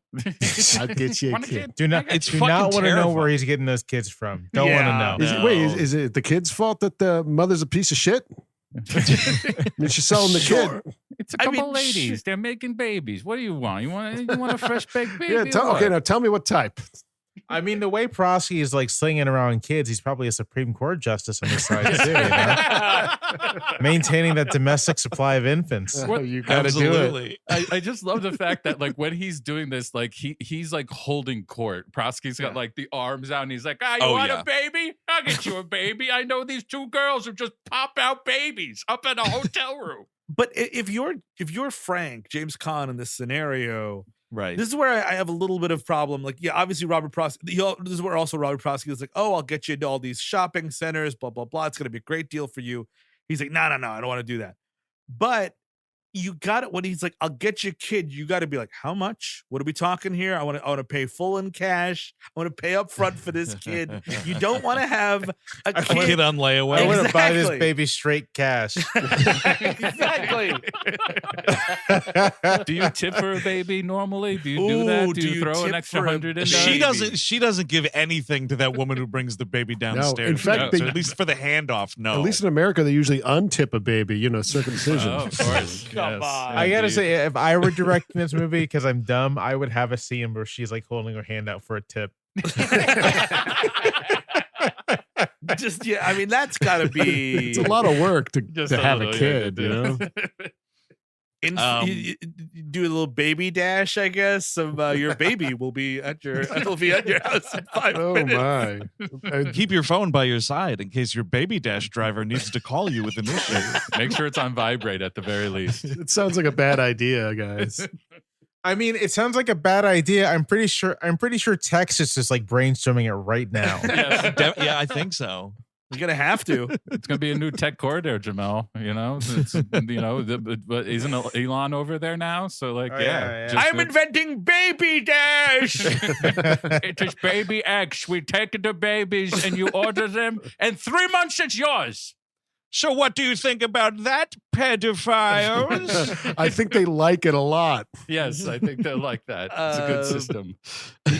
Go to meanwhile, Willie fucking Nelson. poor Okla, man. Yeah. He gets out. This is actually in the I'll get you a kid scene. He's like, he's about to call. He calls Tuesday Weld. Like, holy shit! Guess what? I found a baby guy. It's gonna be great. Yeah, but don't ask. But yeah, find out. Whoops-a-doodle. It's Willie Nelson collapsed at the courthouse, and yeah, he's at. This is his death scene. Roger Ebert did have. He loved this movie, and I agree with him on one thing. I kind of need one more beat with the Willie Nelson thing to make this really work. I like the enigmatic. He whispers and he said, and the way that I love the way Caan delivers. Like, oh, he said, "Thank you for letting me out. He didn't want to die there." You don't know if that's what he says. You know what I mean? It's a total lie. Yes, yeah, exactly. I love the but I just sort of need a little. I kind of want a big. I want a big Willie Nelson scene. He's game for it, and I mean, like, and that's not who Man is. Et cetera, et cetera. It's not really what this movie is. It's a scene I would like to make this work a little bit more. It's interesting because he gets the baby and then he loses his father figure, and he could never bring himself to love anyone as much as he loved Willie Nelson's character here. Nope. Well, yeah, and then the part of what you're saying about him maybe lying about what Okla told him, I think that's really important to the whole movie. Is like the whole thing about Michael Mann is his question is, do these criminals, these assholes, do they have a soul? Like, are they worth caring about? Or like, that's the real question at the center of a lot of his movies. And when I love that Prosky moment when he starts going in on a family. It's like, family is the most important thing in your life. Yes. It's something sacred about it, because James Caan has this incredible face when he's saying that, because he's like, at the same time, he's like, is this guy full of shit? But if he is full of shit, I'm also kind of full of shit for wanting this all. Like, it's all about what do I actually mean all this? Or is it just to make up for everything I lost? And like this scene when he's like, Okla's over, like, I don't think he could face whatever. I'm not sure if he heard what Okla said. Like, it's just what he has to say to make it worth a damn. Yeah. Because the other thing too, right, is like that stuff. If Prosky's lying about it and Caan is lying to himself about it, then he's lying to himself about like what he perceives as one of the only things that may make him a human being. Yep. So if you don't have that, then you're just a complete fucking monster. Mm-hmm. Maybe his last word is, I kind of wish I would have got rid of this ponytail. Honestly, like one of the things I had two wishes. One, not to die in prison. And two, the second I got out of prison, I was going to get this high and tight, a cool fade going on. And now, well, it's funny because, James Caan's like, oh, you're going to get me in trouble now. I got 3 girls down in the street waiting for you, whatever it is. And I'd love it if Willie Nelson's just like, hey, man, were you telling the truth about them chicks? Hey, Frank, I've never tried before. Could you give me a marijuana cigarette? never. Just before I go, I kind of want to see what it's like. Then we get the Chinese restaurant scene, and we get the baby, and it's awkward when someone asks you what your baby's name is, and you say, "I don't know." Not I don't know. No name yet. Haven't named him yet. Still haven't named him, but we're definitely going out for Chinese food. We haven't named our kid yet, but we're starving. That's probably like, realistically, it's probably like a 2, 3, 4 week old baby. It's super weird to have had a baby for 3 weeks and have a name for it. We're going to go back to the writer's room after this and pitch it back and forth and see if we can get a better one going. So speaking as someone who has two of them, it's really weird to not know. yeah, it's tough. That dude at the restaurant should be calling the cops, like, because he leaves for a second, and then they have this really sweet moment where she's like, "Oh, do you want to name him after Okla?" He's like, "Oh, cool. Okla's real first name was David," and she's like, "Oh, David, nice name." And then the waiter comes back, and he's like, "Yeah, by the way, the kid's name is David," and it's just like, all right. So first I asked them, they said, "I don't know," or no name yet, and then I went to the back for a second. When I came back with their dessert, they were like, "Oh, his name's David." Yeah, I'm calling the cops on these people. This is clearly a baby trafficking operation. Quick question: was that you guys have Baby Dash? Oh, I've heard about them. That sounds so cool? So you put your information in, you get the baby? That's amazing. Hey, honey, they use Baby Dash. What? Every baby comes with the Baby Dash stamp on their skin. Oh, I don't like that. Oh, no. That's horrible. Oh, you just take a look. You cut that off, and you're fine. It's like scratching off Eric, the VIN number, That were too far. Tags on the mattress. So now the thing about the Chinese restaurant, one thing before we leave it, is it's kind of a nice and almost wholesome scene despite all that. Yeah, totally. Like the guys like David's a good name, and it's almost like Caan's got like a little relief, like this life maybe is going to work out. It's a nice It's moment. an example of what their life could be like, all things being what they are, like a perfect existence. This is a nice night out for this family, right? And meanwhile, Belushi is in LA. He finds out the keyword is Mexico, and we are on, my friend. Yes, and this is actually where the police rough him up for that last time. And right. Yes. They put a tracker, they have a tracker on his car, but he swaps it out to a bus to Des Moines, which is a good. Yeah, I love idea. that shot too. Right. I love the shot of you hear the beeping of the tracking device, and the camera's like in a car next to the bus, and he zooms in on the luggage carrier like underneath, and as the camera gets closer, the beeping gets louder, and then we sort of go around to the front of the bus, and then he just gets in nice and tight on Des Moines. It's such an awesome shot. And for a director too that doesn't have flourishes as mighty as that throughout his movies a lot. No. That's what makes it, I think, all the more effective. It's so like, whoa, look what he's doing. A big swoop and a zoom like that. Very, very cool. I'll say the scene where they learn that the I guess the word is gonna be Mexico could have used some Stephen Tobolowsky. Could have used some sneakers. Stephen Tobolowsky, Yeah, he decided to use real bankers to just say, "Oh, hi Jim. Hey, Mexico," and that's it. So yeah, I mean, not a character. I would have liked some Tobo. Oh yeah. I don't know who else could have been the other guy. Maybe Danny DeVito. No, he's too big. He's too big. I'm pie in the sky. But the one thing about the Mexico part, like they're having like, "Hey Frank, hey Bob, blah blah blah," and it's like, "Mexico, yeah, we're in," and he hangs up. So clearly there's a relationship with the company. Like later, Frank should be like, Mexico. Oh, I forgot my keys. You know what I mean? Like, why is Yeah. it? Why are you telling me Mexico at exactly 1:00 in the morning, dude? Exactly. Dude, I've thought that most times I watch this Yeah. movie. It's like, what are you opening up now for? What's going on? maybe the company thinks like, oh, maybe this is a late night security guard or something tripped. Oh, and Right. Yeah. Yeah, that could be. Mexico, I got a broad in here. Don't worry. Shh. She loves vaults. gonna hang a tie on the vault. Don't come in. The shot where you see the two dudes like in this beautiful, almost like the weird end of 2001 bedroom. Yes. This room kind of looks like, and the dudes are having a little chit chat. What's awesome is Mann wants to show like, this is it. This is the fucking money melon. This is what we've been working for. And what's so awesome is the way that he does that is he dials those dudes down and cranks the Tangerine Dream. So you're just looking at this perfectly framed shot of this safe with just this like swooping wow. And it's just drowning out everything. Like, this is the most important thing in this movie. I don't know is if we what he's said it telling. enough, but this soundtrack is fucking amazing. I love Tangerine Yes. Dream. Only their second score. Wow. Yeah. Yeah. Their first being Sorcerer. Oh yeah, man. Sorcerer is shit. fucking And- yes. fantastic movie and score as well, And then they come back for the keep with him. which I think is a very, very fun movie. I want to rewatch it again, but I really enjoyed The Keep. The Criterion's got a good copy of it. Oh, It looks really shit. good Yeah. on there. Yeah, I gotta I get to saw that. it, but I saw like a shitty transfer. So Did- if Criterion has like something good, I'm gonna rewatch it. You should. It's on their 80s horror bit right now. It's well worth rewatching. My wife had never. She rewatched all the Michael Mann movies. She doesn't. She's like very like 3 stars on all of them except for Collateral. She loves, and she was like, I want to be a completist. I'll watch The Keep, and she's like, nope, still kind of bored.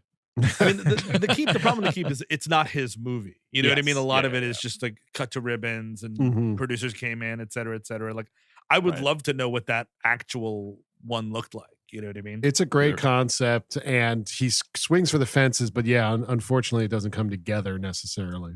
Is there a long rumored cut somewhere? Yeah, it has more Henry Cavill in it. And actually, They it's fixed that mustache they problem. do. Yeah, though? exactly. No more lingering shot on the monster's ass in that one scene. So they're going to fucking Los Angeles. They're going to do Yeah, this the night of the job, man. Yeah, The night of it's the great. job. And you just watch you watch James Caan and Jim Belushi hack through a building. Yep. If you don't know what a movie is, it's James Caan and Jim Belushi hacking through a roof. It is fucking great. Them cutting through the roof, them Yeah. cutting through this other pipe to access the lines. It's incredible. This is the shit, Jamelle, you were talking about from the beginning of the movie, exemplified even more here. The precision with which he cuts this plastic pipe that all of the communications wiring is in looks like he's a dude, some fucking, union workhorse that's done that exact same Right. cut for the last 30 years. Yeah. Well, yeah, It's so awesome. well, yeah, and have the confidence of just like watching fingers going through wires to find the right wire. Like, Yes. just to hold on that to allow them to show what expertise looks like on the fly. Just like being able to run through something and see the right image. and it tells you it creates a little game for itself, like for a 3-second thing. It's like, all right, every time he puts the wire, the pincer on the wire, and it goes to 40, it's a phone line. Every time it's to 15, it's an alarm. Like, and you learn that just by saying phone line. Oh, Yep. we got one. Yep. Phone line. You know what I mean? It's just, and you're kind of at the edge of your seat here. Yeah.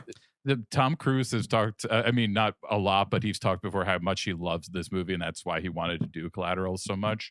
It's amazing to me that so many Mission Impossible movies have him doing the breaking into the roof this Yeah. way, like literally having to cut like a square out and go down into it.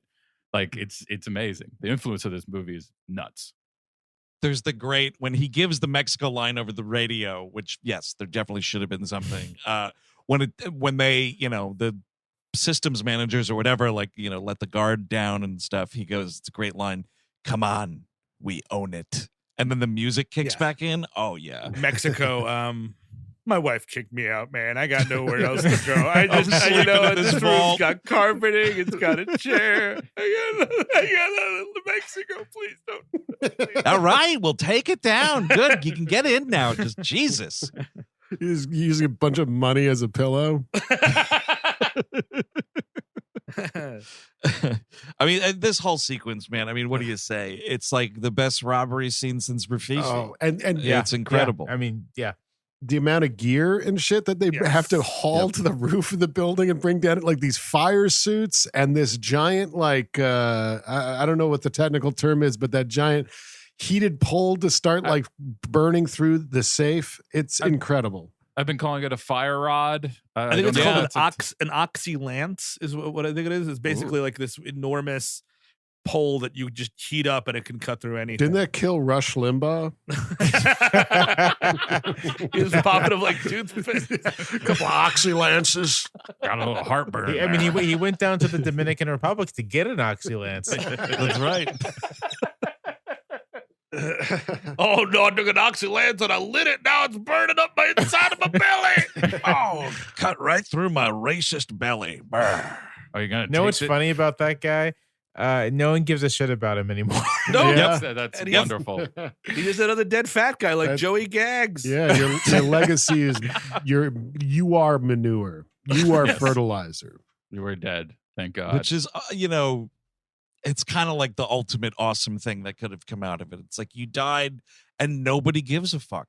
No one gives a fuck that you died, dude. Awesome. Live your life so that at least one person gives a fuck when you Sure. die. Well, I'm not going to apologize to them, but we're going to get some guff over this one. I'll allow them. You can blame it on me. You can be like, listen, we had this woke New York Times columnist on. Yes, and you're infecting us with the woke mind virus as Right, the you're woke mind speaking. virus. Jamelle, I would No hate it offense. if you ever got a racist email. I would just, if you ever got one, I would just, my God, I don't know if I'd be able to handle it. Oh, it'd feel Yeah. terrible. But they cut right through this thing. It's kind of great. Oh, I mean, yeah. it's a two-man job. Him and Belushi are cutting while the other guy has to fucking use a fire extinguisher so they don't all Yep. burn to death. Oh yeah, that's So how you know good. it's serious business, man. It's like this dude has to be like constantly preventing a huge structure fire from happening while you're cutting through. I love when they get through and like that is the end of Caan's participation, Yes. right? Like Jim Belushi's the one who goes in, he's getting all the diamonds out or whatever, and Caan, the shot, it's kind of incredible because like you could end the movie here where it's like he may as well have be like having a cigarette after sex. Mhm. He's like sweating, he's out of breath, he's observing his work, like just kicking back. And if you ended the movie right here, yeah, some people would be like, well, what was going on with Tuesday Weld and whatever else? But like it would be a fitting thing in the sense of like, it's Thief and he's just doing this. And like, I think the view would sort of change to like, he's got a taste for it, might want to do more or something. Sure. But it could be a perfect place to end the movie. And you could Right. also end it on the beach in the next scene. Yes. You could Yeah. play Iko on yay, and we're having a good time. Like, you know what I mean? Like, we did the thing, yay! Right, Dude, because the two kids Jim there. Belushi movies. There's like with a Iko force Iko ghost in of Willie Nelson just right there. You did good. You did good, Frank. it. Smoking a force ghost joint on a log on the beach. Well, All the Ewoks are there. I mean, that's just the thing. Like that's how Michael Mann's a genius. Is there is so many ways you could show triumph after such a thing. Like literally, the guy's like, I want to burn a hole and walk into this safe, and they do it. And there's so many ways to show that you've done this. You are triumphant, and you pick James Caan walking shirtless on a beach in like what looks like white like satin pants and like Oh, yeah. Jim Belushi frolicking in the waves with his belly akimbo. I gotta say, they wouldn't let they wouldn't let somebody look like Jim Belushi do that today. That'd be illegal no. on screen. Yeah. No, it'd have to be beautiful. A model would Definitely have to be his man. I gotta tell you, I think even like the pants on Caan, like he probably thought shorts were effeminate. He's like, no, I'm wearing pants. I'm wearing pants to the beach. You're lucky you got him barefoot, dude. Yeah. No, I'm not taking off my shoes. Here's a What question. kind of guy do you think I am? Because this happens in Manhunter too. Michael Mann likes to go to the beach. Does Michael? What is he? Do you think he's a book guy at the beach? Is he No. bringing a frisbee or what? What are we No. talking? I think he's shooting guns. Yeah, probably at the ocean specifically. Take that, ocean. I do think though that's the thing. I think you're right about the shoes thing. I think he like looks around and then takes his shoes off on the beach. Yep. Michael Mann. He's just Yeah. I don't want to look too laid back to anybody who knows who I am. But he's definitely wearing a button-up shirt and slacks. That's never a trunk. The trunk has never fucking touched Michael Mann's body. I'll say this about this, just thinking about Michael Mann's other films. As far as like characters by bodies of water scenes go, this one is probably the most playful of them. Yeah. Like they get much more contemplative, right? Sort of the Manhunter one's definitely sort of like kind of morose. The one in Miami Vice, when they're actually just sort of like on the water in a boat, is like much more sort of somber. But it's like not, this is like kind of playful. It's like, it is a celebration in a way that these things aren't usually for the characters in his movies. It's a happy scene with a happy family, which does not exist in the Michael Mann world. Like the inside, like maybe the early scenes in The Insider when it's just him and his family before he gets fired. But otherwise, otherwise, happy families do not happen in Michael Mann movies. I don't know how happy this is. Jim Belushi cripples his girlfriend in this scene. He tackles this girl like a fucking lineman. I mean, it's wild, dude. Like, seriously, if you were on the gridiron, I think there's a fucking flag on the play. He decimates this woman. It's incredible. And it's kind of a weird, like, because at first you think like he's just like he's there with, Jimmy Caan, and he's like, oh, we did it. What a great score we had. Yeah, it's fantastic. And then Jimmy Caan's like, oh, well, you have your fun now. We just got word that everything's cooled down. We can go back and get the money and collect and everything. He's like, oh, you hear that, baby? And he just like runs after this woman. And she's like having a conversation with Tuesday Weld. She's got to be like, wait, what's happening? This huge beast is charging at me. And she goes down. You see Belushi go down, and his head comes up. It looks like he like face plants in the sand himself. Like, Mike, can we take two on that, man? I'm fucking bleeding here. Cut directly to the hospital. I just got excited is all. I didn't know. But you said there's a stress fracture in her skull. Oh, I'm sorry. I didn't mean. You're saying she's got to be put down? First my horse, now this. Oh. Doctor comes up. Yeah, I see this all the time. Beach shenanigans. That's a shame. We keep telling those Chicago boys to stop tackling their girlfriends. When will they listen? You get a Chicago guy out here. Yep, I know his girlfriend's gonna have a broken neck. I just know it. They can't let these boys down the beach. Look at it, beach shenanigans. I've been telling the council year after year there should be signs up: no Chicago boys tackling girlfriends on the beach unless lifeguards are there. Just a big red circle and X through a sausage. That's what I want. That's what I want right there. So we get back to get the cash, and Prosky, you knew it was coming, man. He's like, here's the cash part. And Caan's like, oh, that sounds fucking shitty. And indeed, Prosky has put some of the money owed to James Caan into commercial deals and malls and shopping centers in the Midwest and California and whatever. He is really fucking him. He gives him 90 grand out of 830. That's pretty bad. Yeah, more than a haircut. That's true. Mall investment or no? That's it's fucking shitty. Did I buy a whole mall? of all the things to invest into a mall, get my money out of a fucking mall. Yep. I don't want to subsidize a J.C. Penney. Well, in 1981, maybe it's a good idea, and then you got to sell all that shit by what, 99 or yeah, so? you got to get in, you got to get out. The early aughts at the latest, man. Because by then, our mall was a fucking dirt mall. Oh, really? Oh yeah. Don't worry. It's called Sam Goody. They're gonna be huge. Auntie Annie's. People are gonna love it. Look, James Caan, I don't know what you're mad about. This mall's gonna have a fucking Circuit City and a Wiz in it. Can you believe that? 2 electronic stores in the same mall. Yeah, I put all your money City, Wiz, Walden Books, Panda Express.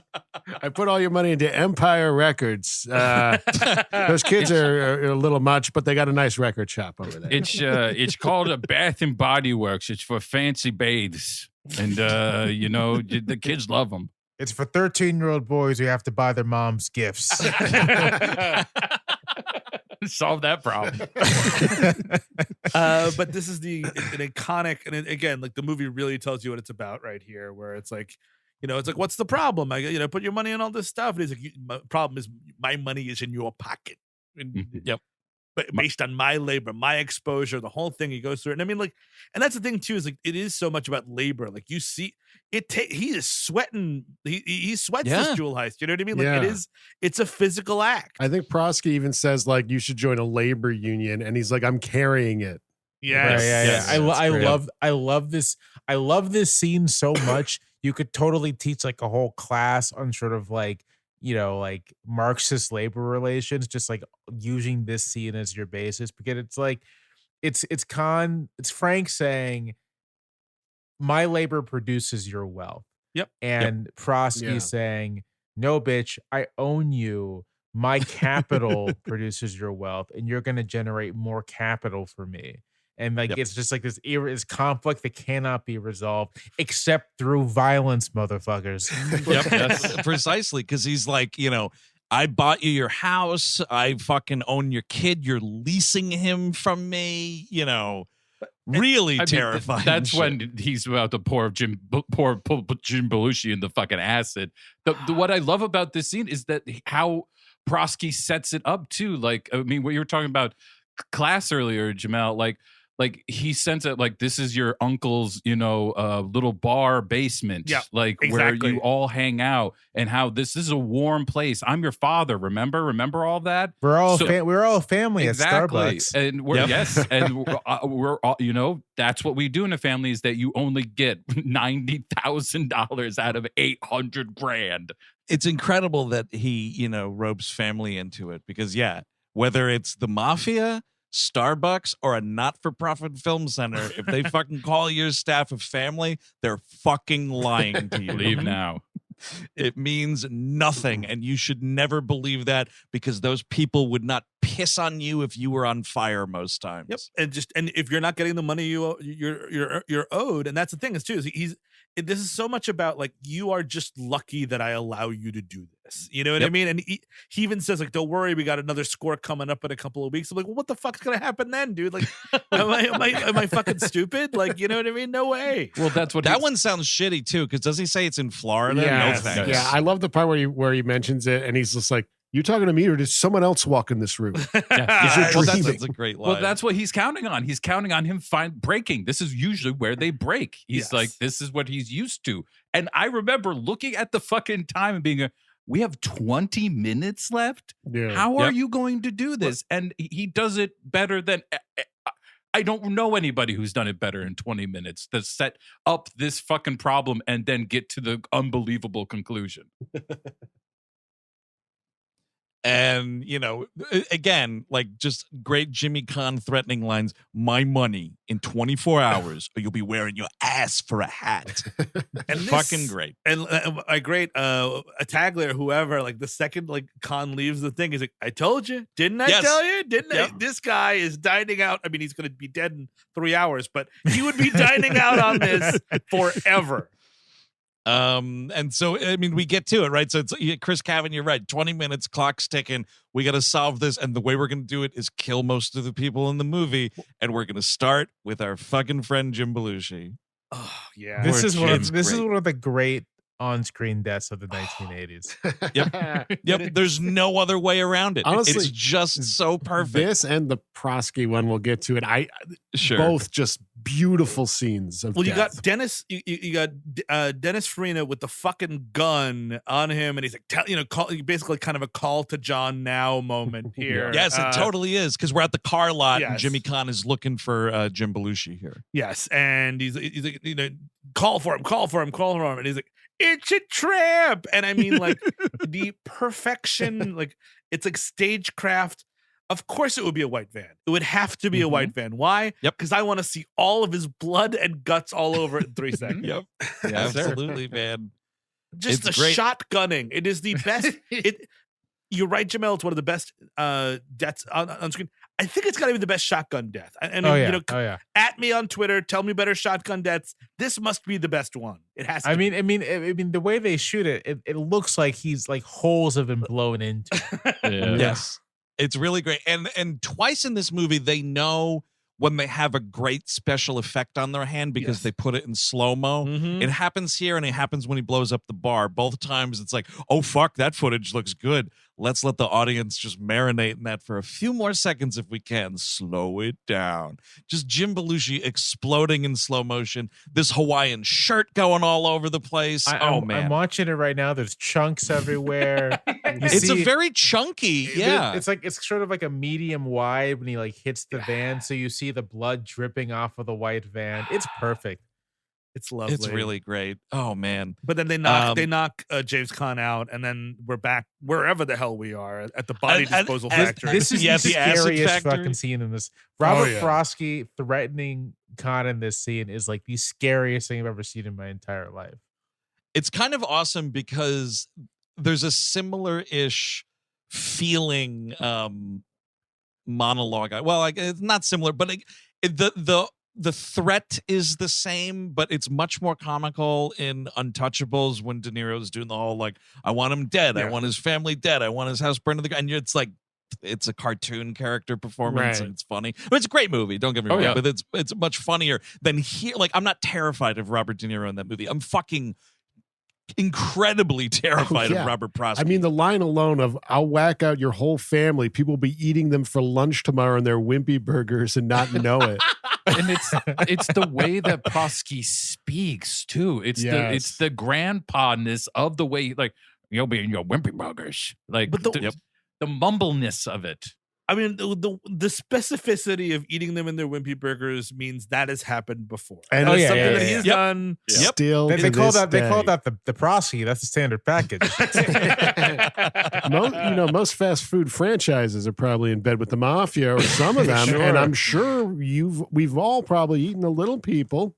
Yeah, we've eaten a Vito. We've eaten a Well, just remember Bruce Willis in Fast Food Nation. Just cook the meat. It's fine. It'll burn off. All the bad stuff burns off, baby. I guess that's true. And the way they're doing this whole threatening monologue too is this awesome shot because Caan is on the ground and what Yes. we're looking at is Prosky looking down at the camera, but he's upside down.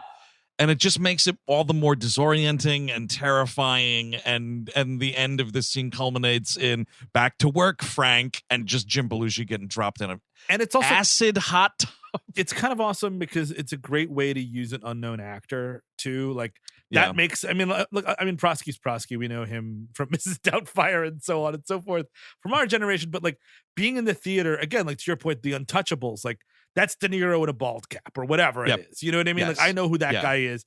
This is Robert Prosky. I'm like, maybe that's what this guy is all about. Like you don't know. You do not know. Well, especially when, he's, Michael Mann is going all fucking Italians in post-war Italy making movies, like Yeah. using real people, you know what I mean? Like, so if the one guy, the crooked cop was a criminal, like clearly Robert Prosky must have been some sort of scumbag. Yes. And then you're like, no, he's just an amazing actor, Well, and just the way that they start this with him upside down like that in the shot, Yes. like Oh yeah. the fact that like all this, because it's he's revealed like what he was worried about in that scene. When I could get you a baby. You worried about a baby? When he was worried about like, is this family shit all for show? It is. It Yes, is. yes, He just yeah. showed it all. And now that explains exactly what James Caan is about to do to him. Yep. Easiest gig in this movie is Joseph, the not Michael Douglas guy. He gets this phone call middle of the night from Jimmy Caan. Joseph, get over here right away. You're going on a trip. And then he's explaining to Tuesday Weld, like, all right, listen, it's all over with. It's all going to hell tonight. You got to get out of here. You're going to go with Joseph.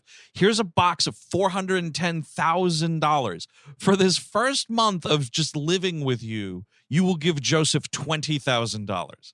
For the second month of Joseph living with you, $25,000. Third month, 30 grand. This guy is packing it in, just hiding this lady away. And we never see them again in the movie, so we don't know, what happens, but pretty sweet gig in theory, if you can get it. Meanwhile, you cut to Joseph. He just comes into his apartment with his mother. It's like, Ma, I've never shown you my apartment before. Here it is. Your son's done it. Yeah, I gotta go on a trip. I'll never see you ever again. No, yeah, Ma, I had this wonderful second date with this lady down the street. Let me just get that. Okay, I'm gonna have to break up with her, and I'm never gonna see you again. Goodbye. It is that life, that Mike the Cleaner life of you got to drop everything and you'll be gone for 12 months. But it's also just so psychotic the way Caan goes to just uncaring, and it would just take 2 seconds to be like, to say the words, we are in danger. That's all it takes. You know what I mean? Like this, I care about you. We are in danger. The only way I can protect you is this. He doesn't do that. But no, he pulls the plug again. He says, "We're done." He's going into that prison mentality, because what Prosky does to him there is like what happened in prison. Something happened, something terrible happened. So he's going into that mode of nothing fucking matters.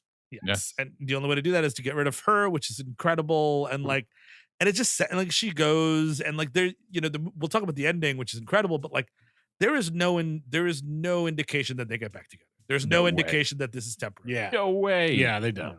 No. There's just no. And also, man, to imagine being like Frank in the house and the kid and Tuesday Wells are leaving and the kid is screaming, da, da, da, da. And you just imagine Frank and being, that had to be the one word he figured out, huh? That had to be the one he figured out was the da, da. God damn it. The same name he's going to be calling some dude Jeff 7 years from now that marries his mother. So yeah, he blows up the fucking house. Great effect here. Kind of inconsiderate to these neighbors, I have to say, blowing up this house. A little bit. He's clearly in a crowded suburban sprawl thing, right? Yeah, I know you've got nothing to live for, but I just got my fucking lawn the way I liked it. How about that?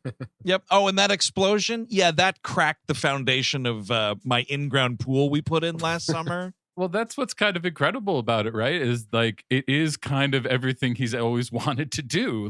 Blow up a suburban, fuck the suburbs. I fucking hate them. Blow it up. I hate this shit. That. It is kind of what he wants to do, but he also wanted to be the other guy, and it's not happening. Hi, Frank. I know you burned down your job, but I have to be in mine at 9 a.m. Let's keep it down with the explosions, please. Thanks so much. You think this is one of those deals where man found some sort of street they were gonna demolish, or did they buy a house just to blow it up? Ooh, yeah. I wonder if you flip on that commentary that the Criterion disc is at that scene. Maybe he says what's going on. What I read was it was in a neighborhood. They built a false front to blow up, but the explosion was too big and it did damage several houses. We'll just put a little false front, that'll be fine, and the explosion was way too much. And that's awesome. It's you're blowing up a house, man. That false front's only going to do so much. You're still exploding a structure. It is great, though. I mean, similarly, though, you think these folks, working hard at the Green Mill Cocktail Lounge, they're getting any kind of envelope from Frank a week from now that's sorry, I blew up your place of employment? No. I just like that Frank just apparently, he just has this, I guess, in a storage facility, just sort of in case you got to blow up everything you own. I have plastic explosives and detonators ready to go. Well, I had a question for the prop department for when he blows up the bar, because I was looking at it. It really looks like he's just walking in there with a handful of grenades. If you look at the device that they made or whatever, it looks like he's just holding 4 grenades that are taped together. Well, it would be great. I mean, Tangerine Dream just got done with Sorcerer. He's just got a bunch of dynamite, just handling into the fucking place and lights it up. Another thing, he does not give a check to the back room. No. I mean, this is a yep. This is a dank place. Someone might be sleeping it off somewhere. You know what I mean? Absolutely, dude. Gary, the bartender, maybe fighting with the missus. He's got to sleep in the back room. Well, nothing you never matters, know. dude. You just separate yourself from all that. That's Yeah, true. Yeah, I mean, it's just him. You don't worry about the damage done to the porno theater on your left and the shoe store on your right. You don't care about that stuff. You're just trying to destroy your life. Oh, you're breaking my heart, Chris. A, you blew up my favorite bar, and B, my porno theater's on fire. What am I supposed to do tomorrow? I had a whole Sunday planned. And then he burns the car lot. And this is where we get the moment where he takes that family collage of his, crumbles it up, and tosses it out.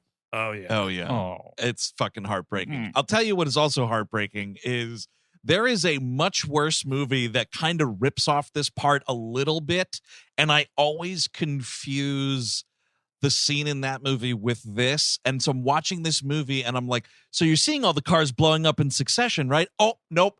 That was the John Travolta Punisher movie where that happened. And I fucking fall for it every time because the end of that movie is the cars dragging Travolta through the lot and he's blowing up the cars like one by one. And in this movie, like he's got a bunch of the cars on fire, but I feel like you could probably salvage this this car lot. Like it doesn't look like he blows up the office. People still may have their jobs here in the morning. possibly. I mean, but I think most of the dynamite got used on the house. That seemed like the biggest job. I think Well, because he's throwing gasoline all over that car, so I think he's fresh out of TNT. Yeah, I think it's done. We got to get 4 guys from Detroit to bring nitroglycerin to Chicago. Hell yeah, just keep remaking that story with different dangerous places they have to take easily explodable material. Just this shaky fucking thing, the shaky truck going down Lower Wacker Drive with dynamite. Totally. Fucking, They should have done it for the Blues Brothers, I've never been to the it. conclusion of that movie. yeah. I think this speaks to Prosky's arrogance here, but like, okay, so this guy threatens you in your own home, and like you kill his best friend and threaten him back. What, and you clearly like you get all these guys on your house. Wouldn't you be like, can I get one guy on him just Just see where he's going. exactly keep an eye on him? No, and this is what this movie finally does become the home invasion film because He gets finally in there. does the home invasion he said he never wanted to do. Yes. And you know what? For your first home invasion, Frank, it's like a B+. Yeah, really good job, work, This is buddy. a great job. Yeah, this is great too. We get more of that tactical walking with the gun. Yes. This is I love Taglia's eating this fucking huge piece of cake, and then he's like, I'm gonna get a glass of milk. You want a huge glass of milk, old man? Just like these two old ugly dudes talking about drinking a glass of milk at like 12:30 at night. Well, that's what I love about that moment. He's like, it's clearly that he has gotten him a glass of milk before. They have been hanging out reading newspapers together and Eating drinking cake. milk and eating cake for many, many, many years, it seems. You want to be 50 years old and drinking milk? You want to do that? Yeah. Dude, I can barely do it at 38. I can't imagine being Robert Prosky just chugging a huge glass of milk. It's like whenever I'm very rarely in a Starbucks these days, but sometimes I'm in one. I travel and I see someone order like a frappuccino, like a venti frappuccino, and I'm like, don't you got to shit after that? Like, You're 45. Yeah. You're having a milkshake for breakfast. That's Oh, part the of the wages of fear, dude. That is nitroglycerin you're putting in that belly. Yeah. Well, yeah. I mean, I guess, well, Jamelle, to be fair, there's this one lady in this house that looks like she's given up hope. I don't know if it's supposed to be Prosky's wife or I think what. it's his wife, Yeah, and yeah, she's yeah. seen it all before, and it's like, oh, are you coming for this dude? Do it. Well, and also, whatever fucking like rotten eggs fucking is flying out his ass every fucking 5 minutes. She is used to it now. It is now the potpourri of the house because he's drinking milk all the time and fucking coffee and shit. Dude, the shot of that lady just looking at James Caan and then looking back to fucking Carson or whatever was on the TV. Yeah. Damn, dude, it's awesome. Well, he It's beats just the a shit- real like finally. He beats the shit out of Taglia, knocks him out with the Yeah, milk, pistol and whip. then pistol whip him a couple times. And now Prosky is missing, and now he's going up looking for him. And Eric, you love this scene. You love this. I want to hear you say. Well, okay, so like Prosky's kind of hiding behind this bookcase, and he sees James Caan coming around the corner, but he's not quick enough on the draw, and we get this old dude getting 2 bullets in the gut and going down. And then that one last try at pulling that gun and just getting that headshot. Yep. oh, It is a beautiful out of the back of the head splatter. It's gorgeous. And he screams like Sauron got the fucking One Ring in Mount Doom. Like, he might as well start morphing into other people as he's dying. Like, it is such an enormous death for this dude, and I love it. He just turns into Brad Dourif all of a sudden. You get So with that scene, I like how when the bullet hits him, the frame kind of pauses for a split second. Yes. Yep. Those are awesome. Those little free, because again, that's like, take that snapshot of this fucking awesome violence in this movie. Remember it forever. We'll even stop the movie for a brief second so you can take a mental photograph. I would have liked It's to. so great. I would have liked to have gotten 2 shots in the belly and just milk starts pouring out. Oh no! Ew. He transforms I'll tell you- into a wimpy burger. Yes. Attaglia, dude. So when Jimmy Caan gets the drop on him, it's when Attaglia is getting that milk. And dude, Attaglia drinking out of the carton, which whatever, but he just puts the carton back in the fridge still open. They're lucky they fucking died, because if not, man, you're drinking spoiled milk tomorrow. Yeah, It's disgusting. could you get this curdled milk out here? I'm just killing people in your house, but I can't stand curdled milk. The other thing with Prosky, dude, when he gets that headshot, he definitely does a little like his tongue kind of comes out. Oh, It's really, that dude is dying. Oh man, It's awesome. And then I mean that you think it's done then, but of course no. It's attack on Attaglia time out in the front yard, and Farina, Yes. who he gets the shot off on him, right? Yeah, he Yes. gets Farina's Yeah, the one yeah. who gets him in the gut. Yeah. Oh man, And this is hilarious looking Farina, man, because he's like, he's not the distinguished older gentleman we remember him as. He's got like The wild. real poofy curly hair, Yeah. fucking Super Mario mustache. He's a little puffier, You know, just honestly, kind of like baby face. earlier in the film, I didn't recognize him immediately. By this point, I had, and then in the rewatch, I was soaking up all that Farina. You know, it's nice. But yeah, there's just kind of a nice little shootout here. He gets Frank, and Caan falls down. And then, when he does get the shot off, though, and Farina's just falling into these bushes in slow motion, another good slow-mo violence move. I think we do have Yes. some freeze frames out here, too, Yeah. when we're getting some bullet impacts, which is just great. What- There's a third guy that gets gunned down, like, immediately. When Attaglia goes down, there is some like slow motion stuff, but there's also some really interesting street light effect going on. Like it's like Uh-huh. this unearthly blue that the tint on them is just so fascinating to look at. I rewound it like 3 times. Which, I mean, that use of the blue is interesting Yeah. because, like, in just a few seconds after Frank Yes. gets up and starts walking down the sidewalk, bam, you get that awesome blue fonted Yes. thief title card again. I don't know if we which mentioned is it really yet, cool. or we might have, but another great thing about this film and the way it looks is the wetted down streets everywhere. Yes. Oh, yeah. Yes. Yep. That will do. I mean, anytime you see that in a movie where it's like actually helping, it's a sign of like a cinematographer that knows what's up. It's like, quick, just wet the street down. It's going to look awesome. Trust me. And, 9 times out of 10, it totally does. Well, I mean, also, Michael Mann is a guy who's like he works in like he has period like blue. This is part of a blue. Like he is also very blue. Like Yeah. everything about this, like even the diner scene is tinted blue. Oh, isn't the insider pretty blue as well? Insiders, Oh, yeah, but big but time. and then he moves on to red, like because not insider. What the fuck am I talking about? Ali, and the one I'm blanking on the one that comes right after it, but those Collateral? are more red. Those are like red colored.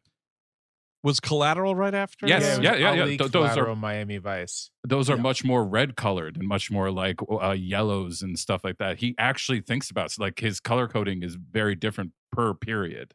Yeah.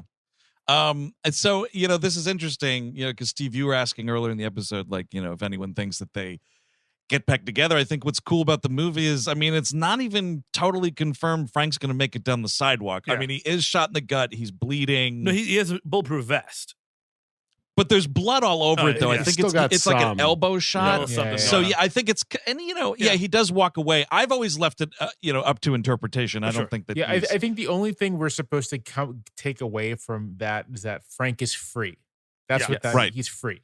yeah, one way or another. Whether he's, if he can get to a bus he's free, or if he drops dead, Yeah. he's also free. Yes. He's free from. But he's from the also like horrible life. sadly back at zero. You know what I mean? Like that's Right. the other way to look at it too. And I mean, like, yes, apparently, like James Caan said that he believes that Frank is the kind of guy that would stop at nothing to get back what he lost. But I mean, like, is that really likely going to happen? You know what I mean? Like, can you get that stuff back? It's really fascinating to me just to end it on this triumphant, and the score is pretty triumphant too. Yeah. But I It mean, is. That's true. the score we get more metal than like synthy. Like it's guitars. very guitar here. Oh yeah. Yeah, And I think. I mean, it makes sense that James Caan would want this character to go Yes. on more, like, than Michael Mann would just be like, no, he's probably dead. I'll be honest. with you. Yes. He's probably straight up dead. No, I'm not going to be writing Thief 2. No, I will not be doing that. I'm sorry. But that is Michael Mann's Thief from 1981. We'll go around here, final thoughts and recommendations, and we'll start with our guest this week, Jamelle. Final thoughts about Thief? I mean, I think this is a great movie. I think this is like one of the great feature debuts from a director, like at least in the modern era, and it's just a joy to watch. Every time I watch this movie, I feel compelled to tell everyone around me that, you know, if they've never seen it, they got to see it.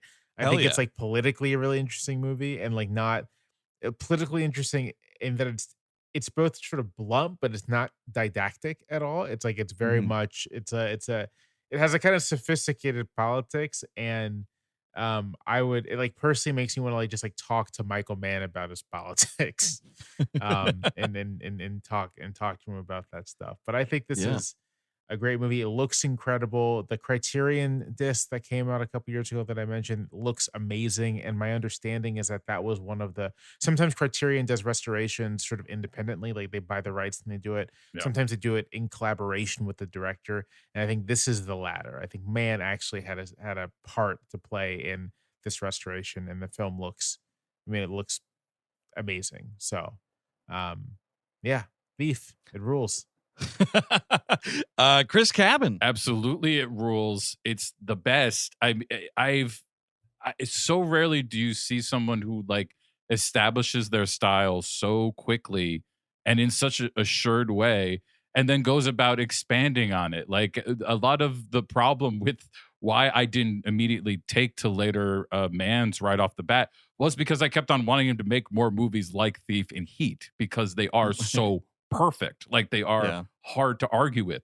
So something like Black Hat and Miami Vice, which are incredible but are very different, I like, and are expansions of what the ideas he has in all these movies already. It's bewildering to me that we get to see this. Like the only other director I think of who also I know is a Michael Mann nut job is Wes Anderson, who does something similar, where the like Rushmore to me is like crystalline perfect, and then he just keeps on expanding from there. And that's a similar feeling I got from him. But this is perfect. It's a beautiful movie. James Caan, the god. Unfucking believable performance. Everything. I can't stop pouring out compliments. Eric Siska. Oh, yes. Chris, thanks for bringing up Black Hat. I think it's a very underrated movie. I really love that one as well. But this, I believe, is my favorite Michael Mann. I think it's fucking perfect. And if you haven't seen it, you probably should have before you listen to this, but go watch it anyway.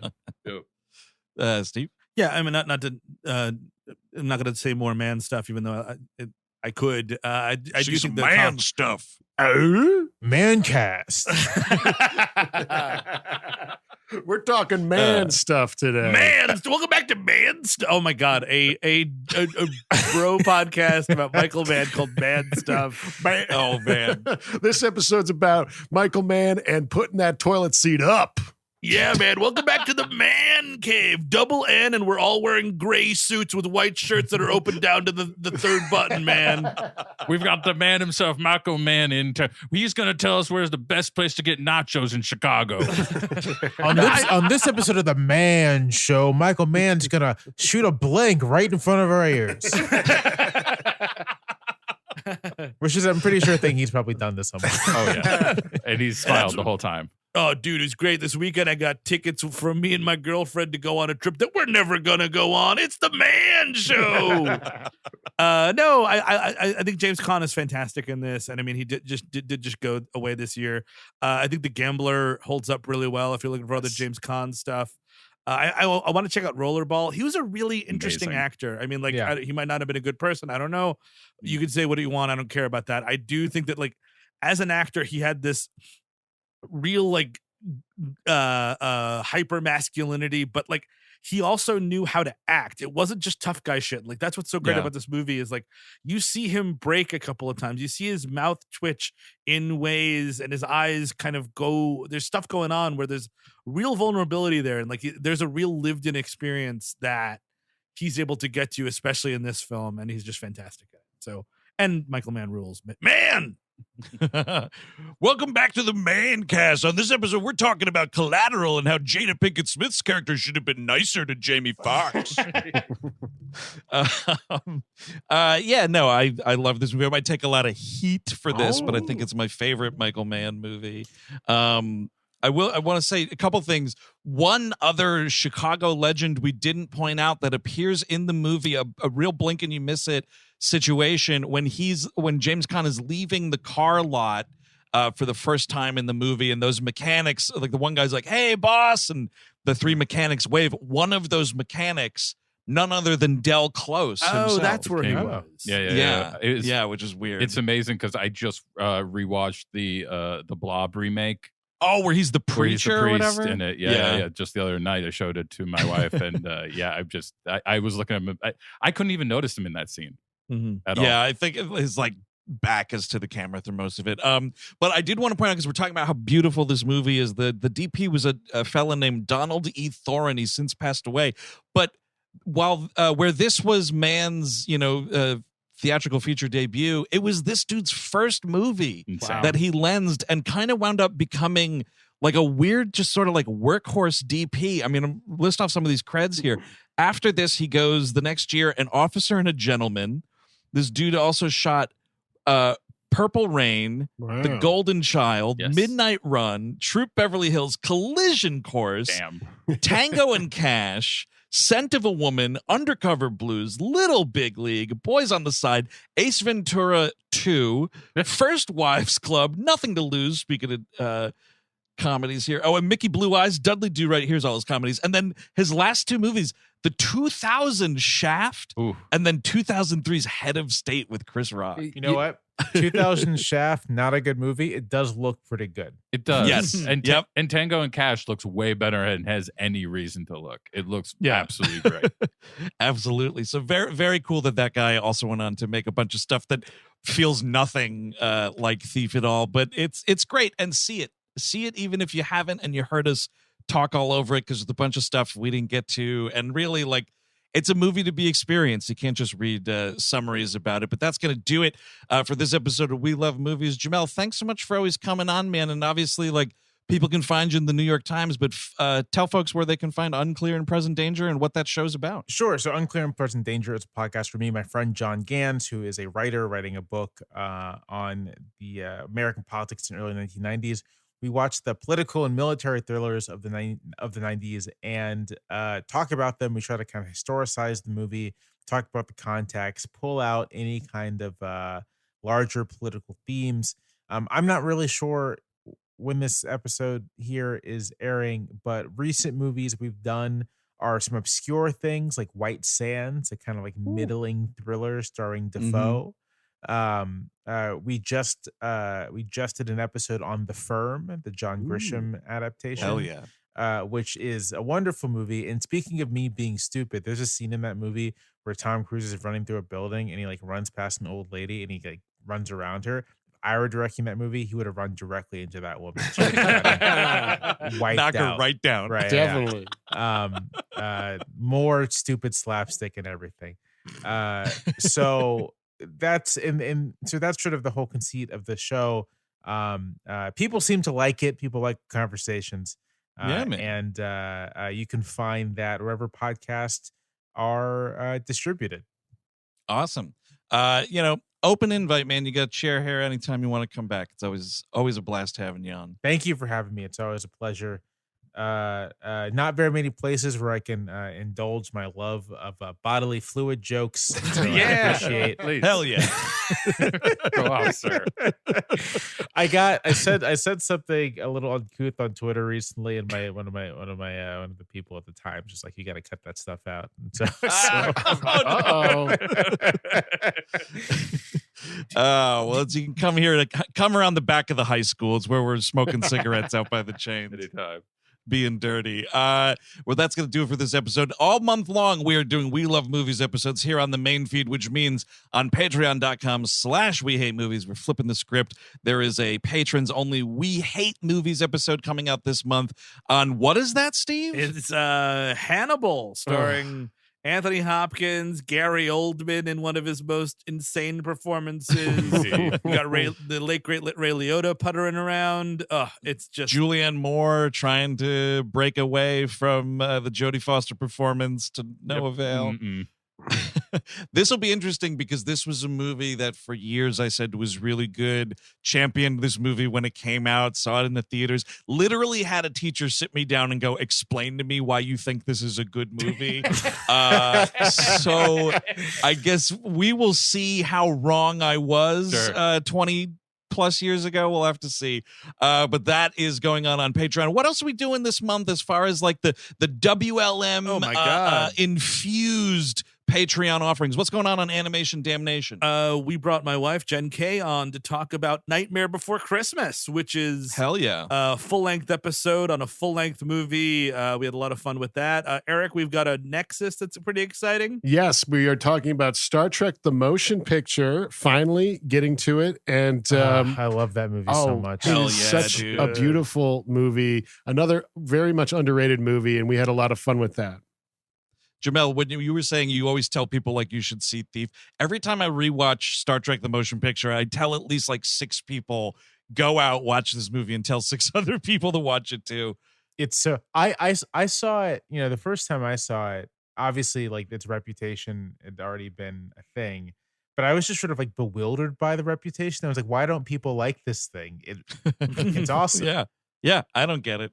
We try to get to the bottom of it on that Nexus episode. I guess we'll see. But on this feed, the show continues. Steve Sadak, what We Love Movies piece of film are we talking about next time?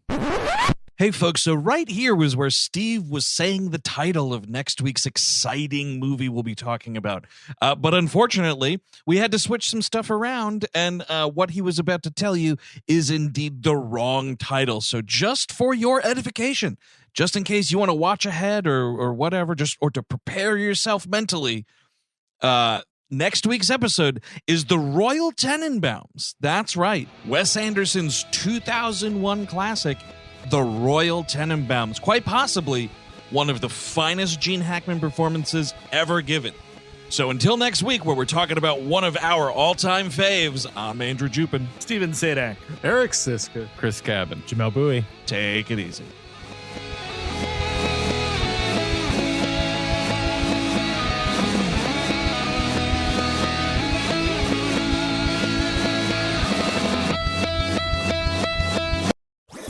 That was a HeadGum podcast.